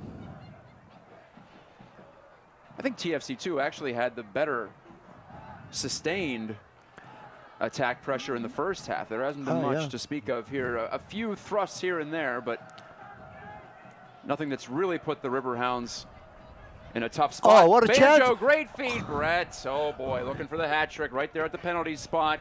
Couldn't control, cleared off his foot, in fact. Yeah, he's got eyes got big again there. He thought opportunity time. Lars Eckenrode keeping at least some hope alive for Toronto FC2 with that clutch clear. Banjo, the layoff. And this is Mohamed Dabo. And keeping the ball moving there. Lead to Dabo, yes, quick passes. And right back to Adewale. Nearly gave it up. It's off the foot of Faria and into touch. The Riverhounds have had 2 draws to their credit, 2 scoreless draws. They have still not been scored against on the season. Coming into this weekend, one of just 3 teams, as I said in the open, that has not conceded a goal, along with Louisville and Cincinnati, 2 of the powers in the Eastern Conference, and Louisville, the defending champion of the league. Lee gave it up. Akam Andrews over on far side now. Boskovic. Yeah, Toronto's got players pushed up now. Matt, you can see four offensive players, and Hound's doing a good job of. Another Riverhound called for handling the ball. I don't know if he really meant that. I don't think he was trying to get out the way of it and it hit him, but it's always a judgment call there, yeah, right? Sure. Intent does matter to a certain degree on those calls. Andrews popping it forward on a line, but it's off of Toronto FC last. Faria couldn't keep it in play. 12 minutes left in regulation. Then we'll have at least a couple added on with the goals and one of the injury stoppages. Yeah, and the substitutions too, correct. All adds up. Still a ways away from that, though. For right now, the Riverhounds now working on their lead protection skills. It's the first time they've had to do it this year in match number 3. And while this will go down technically as a home game for Toronto because it was supposed to be up at BMO Field, well, yeah, this all counts as part of the Riverhounds' mission to not concede points and goals at home.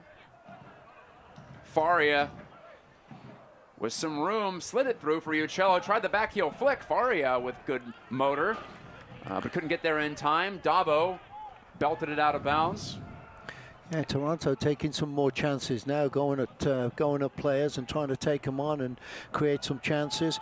And here's an opportunity for Kerr. Great ball. Kerr, can he find Brett? Will this one stay in? Offside. Oh, it will be offside, called by the official on the far flank of the field. Brett did catch up to it, but all for naught. Yeah, very close there. From our angle, we're behind it, so it looked like it wasn't offside, but the official waiting to make sure he touched the ball and then put his flag up.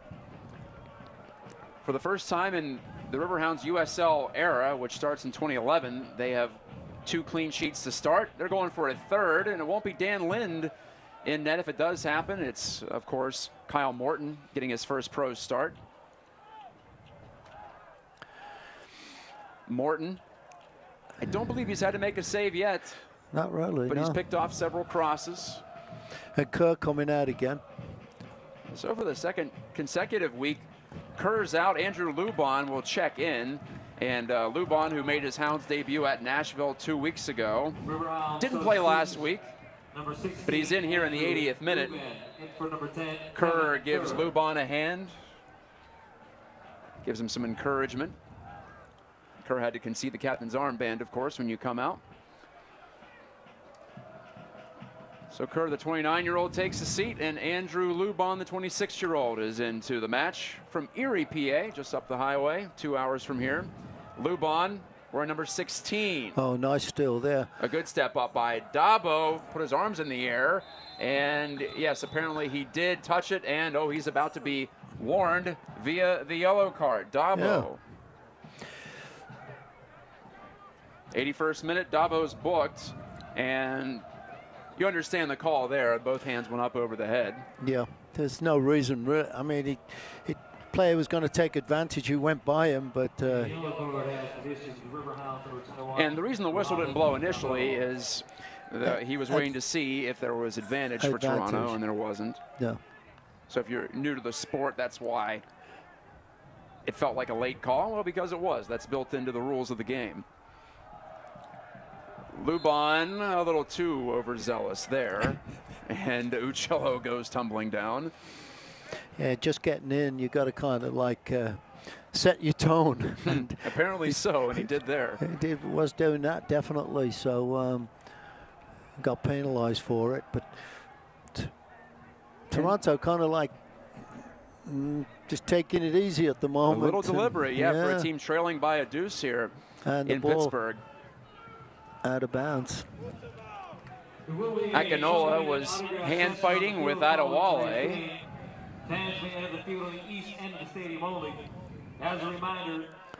Lubon, just some further background on him, won the NASL championship last year with the San Francisco Deltas. And Lubon's here first on the ball. Oh, what a great ball. He's going to have a chance here. Edge of the 18, the drive, off the post, rebound, they score! The Hounds have a third, and it is Brett tumbling forward to polish it off. He's in some pain, but he has the hat trick. My goodness, and Lubon had the initial chance. Cavaluso deflected it off the post, and Brett on the spot. He's got the skills to pay the bills, no doubt. 3-0 Hounds. Yeah, you're not going to mess up that third one when you had those opportunities, and he risked everything to get there and make sure he was going to get that one in. And there it is, a ricochet off the post, and got clipped at the end there, I think. He did, yeah, it's a shame. He's down and hurt. But he's up. And he's still receiving rolling some around. treatment here from Tim Smith, and Smith is trying to keep him down on the ground right now. So we'll have a delay here, but Nico Brett, if you've got a chapeau, throw it onto the field. The triple for number 9 of the Riverhounds. Yeah, and I misspoke. Cavaluso did not, in fact, get a piece of that. It was a well-placed shot by Lubon, and sliding in, one of the Toronto defenders couldn't tell if that was perhaps Bjornathan I don't know whether on the back door. Hurt his knee, or it's hard to see. It'd be wise just to take him out anyway, just as a precaution. He can throw somebody else in there, you know. And well, yes, with the horse out of the barn here, no need to keep him out on the field. And the Riverhounds medical staff is still looking after him, but as you see on your screen, play has continued on in the 84th minute. The Hounds have a third. It's 3-0. Their first 3 goals of the season all come here in the second half today. And really liven the game up for us, Matt, too, and the fans. And great turnaround in the second half, putting some high pressure in and getting the chances. And again, taking that that load off the forwards when you score one and then get another one. And you obviously are looking for that third one. You know it's your day. And it was for Brett. Loose ball into the Hounds box. Oh boy, some bodies come together. Uccello wanted the penalty call against Lee. Wasn't going to get it. Okay, Nico Brett is back on the field. I know, when you score 3 goals, you usually don't want to go off in that kind of a fashion, you know. So. Well, I will say this. I've seen him score 4 in a game, Paul. I used to call matches for Robert Morris University, and he scored 4 against George Washington. Gotcha. So he's done it before. It's not some far-flung fantasy for him. No, not at all. And he should want to, too. I mean, that's part of it, especially when you're playing in the USL. When it's going well, you want to strike there. Make hay while the sun shines, all the cliches you want to use. Faria with the throw in for Toronto. Whoops. And Toronto FC staring right in the face of an 0-3 start. Into the last 5 minutes as well, which is probably going to be 3 or 4 minutes extra time. But Hounds really just need to take the air out of the sails now at Toronto and just keep use the clock as much as possible. And wait for those. Roberts played it away. Daniels, look at this burst. His cross, chested down by Adewale. He's got a free kick. And what's the call here? A yellow card even has been issued. Boy. To Vanka Yazil, Thomas Vanka Yazil protesting. I didn't see the infraction. No. But it was worthy of a yellow, deemed so by Austin Siney. Maybe it was verbal or something that we could have been. Could have been.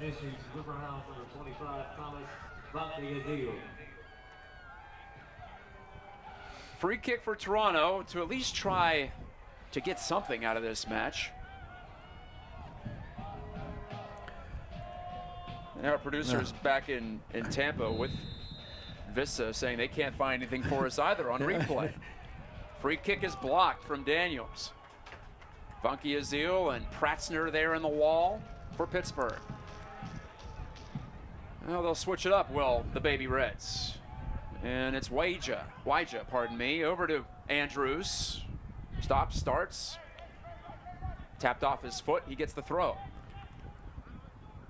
Tosses it right to the leg of Faria. Jordan Faria, one of the second half subs for Toronto FC2.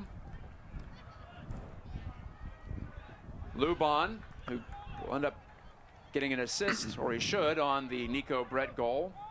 Nice breakaway opportunity here. Dabo to Cristiano Francois as he stretches out. And he sent it to open space for Brett, but a little too far away from him, and Cavaluso catches up to it first. Yeah, Cavaluso reading that pretty well there. And now another chance, though.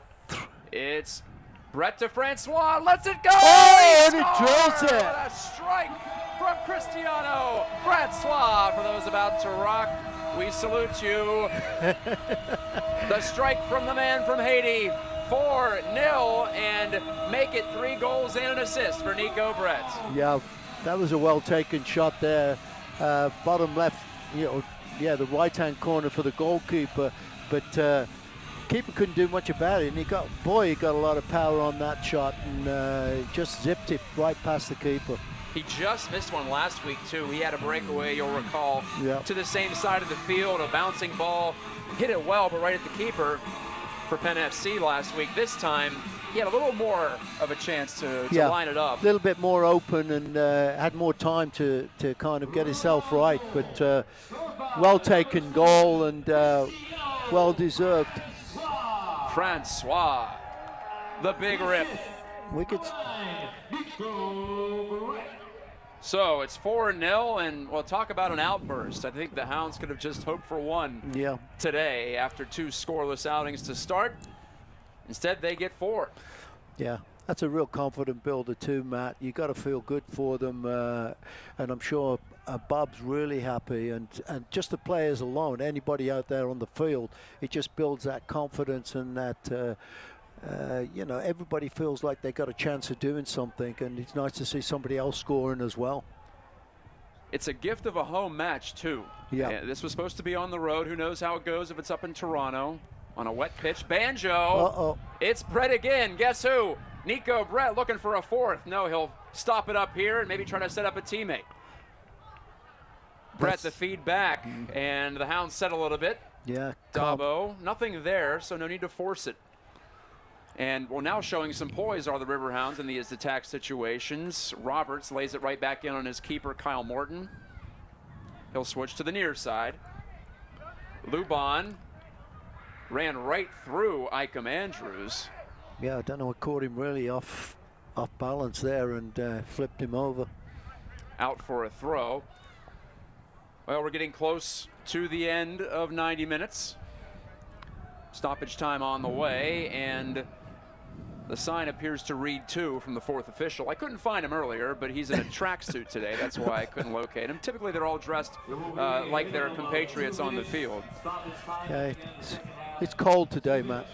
Yes, it is. I do not begrudge anyone bundling up as the breezes blow through the press box. Lou Bond with a nod away from danger. I think if this match were 2-0 or 1-0 or 0-0, you might see more time added on, but as for right now, not the case. Loose ball, a chance for Toronto, and Morton makes his first pro save off a great look from Daniels. 10 yards away. He tries again, does Daniels. Can't get that one through. One more time, Roberts blocked it. So Morton had to react quickly. Yeah, really. Everybody a little bit casual there in defense and nearly spoiling the clean sheets. Yeah, really, and you shouldn't do that. Morton's really not had anything to do, and that's about the most he's had to do the whole game. Aiden Daniels that close on 2 opportunities, really, because the first one got on goal and the second one was blocked by a defender. So Hugh Roberts gets into the action, saving the 0 on the scoreboard for Toronto FC. This is Uccello. And yes, there is plenty of motivation to not get blanked here for TFC2. At least you can pull something from it if you do get one. Dabo with the takeaway. How many intercepts has he had in this game? It's got to be close to 10. Yeah, he's been in all over the place. Perhaps down to our final half minute from Pittsburgh. It's a 4-0 score, as you see there on your screen. 3 goals for Nico Brett, 1 for Cristiano Francois. All in the second half, from the 52nd minute on through to the 88th. And no offense to Brett, but Francois was the most artful of all of them. Yeah. Beautiful shot, and there he is again. Francois, the Riverhounds, number 7. His first year with the club. There's your final whistle. Hounds win. Hounds win it 4-0. Their first victory and unbeaten on the season, unscored upon on the season. The Hounds improve with this outburst to 1-0-2. And for Toronto FC2, they hung in there through 45 minutes, but could not keep up the pace in the second half. The Baby Reds drop to 0-3. We'll take a break here and bring it on back to wrap things up from Highmark Stadium. There's Kyle Morton. You see him on your screen in the orange jersey, celebrating his first professional win and his first professional start. Matt and Paul back with you. We'll put a bow on it in just a bit on USL YouTube. All right, that's enough, you two. Don't paint your brother. No, you can't eat the clay. What can I say? Moms just know. I'm Christine Sorensen, and as a mom, I know parents know a lot. But for the few things we don't know, there's Kidsburg, your go-to resource for all the great things in our area for kids and families. Everything from kid-friendly events, creative learning, and help for parents. It's every Wednesday on KDKA TV, emailed to your inbox and online at kidsburg.org. Cheer on your Hounds at Highmark Stadium. Tickets start at just $13, making a Hounds match the most affordable pro sporting event in town. Get your tickets today at riverhounds.com and unleash with the Hounds. Ow. Okay, Oh, I'm sorry. Okay. that one a little bit. A little bit right here. Yeah, right there. Well, it looks like we can treat this in just a cast. So is this your first time getting a cast? Yes.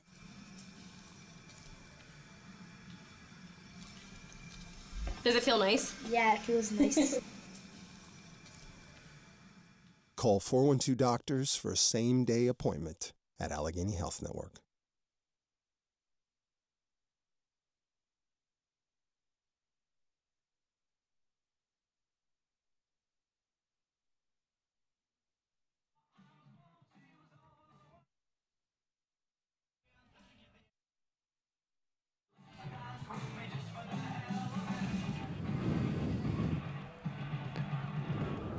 Well, if you like offense, the second half warmed you up from Pittsburgh. 4 goals for the Riverhounds, 3 of them for the first-year Hound, the Jamaican Nico Brett, formerly of Robert Morris University, just outside of Pittsburgh. So, yeah, this town's been pretty kind to him over the course of his soccer career. Matt Geica with Paul Child, bringing you the wrap-up of the Riverhounds' first win of the season. If you had to draw it up Paul, that's about how it would go, even though it took them 45 minutes, actually 52, to get on the board here. Two total different games, wasn't it, Matt, from the first half? I mean, Hounds pressed right from the beginning and we're trying to create some chances, and we're hitting a stone wall, it seemed, all the time, and came out the second half and got going right away in the first minute or two and had an opportunity. And from then on, once Brett got his first goal, it was like, here it is open on up the feed from Vunky Azil, and just dubbed it into the corner. Did Brett. Open up the floodgates, because here he comes again. The Hounds get their first goal of the season and about to get a second, not before that clear by Robert Boskovic, who was good on the back line. The TFC back line held up for a while here, but Francois the cross. Yep. Angelo Cavaluso. I think this is where it comes. Yeah, well, here it is from Szymanski. Nice pass. Defense into offense. Bingo. And back of the net. Yeah, Brett. really picking his spot here. You watch it again, just looking up and tucking it away in that corner. Keeper had no chance for it. Like he's done it before. No celebration from him there. And here's Lubon, though, driving one off the post. And Brett following up. And the somersault and then the barrel roll, because he got dinged up on the follow-through there. And this is a nice goal here. But yeah, then Brett was back into action and ended up making the left-footed assist off to Francois for a right-footed bullet into the side netting from just inside the 18-yard box. So a beaut to polish it off for the Riverhounds. And, well, 3 points were going to be pretty anyway for Pittsburgh, no matter how they looked at it today. But as it panned out, perfect stuff for them on this Saturday afternoon. Your final match stats, 16-6, your shots. 4 on target for the Hounds. All 4 that were on target went in. So Cavaluso, after 9 saves 2 weeks ago, doesn't get a single one here. All 4 by him. Just 1 for Toronto, but it was a great one from Daniels on Kyle Morton, who ends up with a clean sheet. Yep. And there you see the possession evened out a bit there in the second half. It was almost 2-1 for the Hounds in the first. Yeah, and I think after that first goal as well, Matt, that created some chances, more chances for the Riverhounds, because the Toronto team had to open up and go forward, and that's when they got the breakaways, as you could see, the Brett, the one-on-one with the keeper, and created the chances in the second half. And a reminder that we'll be back with you in front of the Steel Army in the Paul Child stand next Saturday, April 14th, against Ottawa Fury FC. Ottawa in pursuit of its first victory tonight. We'll see if they get it.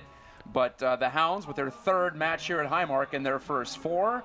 And they have gotten points from each of their 3 matches. It's amazing how much better 1-0-2 looks than 0-2. if you are the Hounds, you get a win, get the full 3 points, and now they can start their pursuit of the USL Championship. And as for TFC2, they'll just try to create some positive momentum from what they did here in the first half today. Final thoughts here, Paul, from Highmark. Well, great finish at the end of this game, and Hounds really needed it. 3rd game of the season, and was the best thing that could have gone on for them today.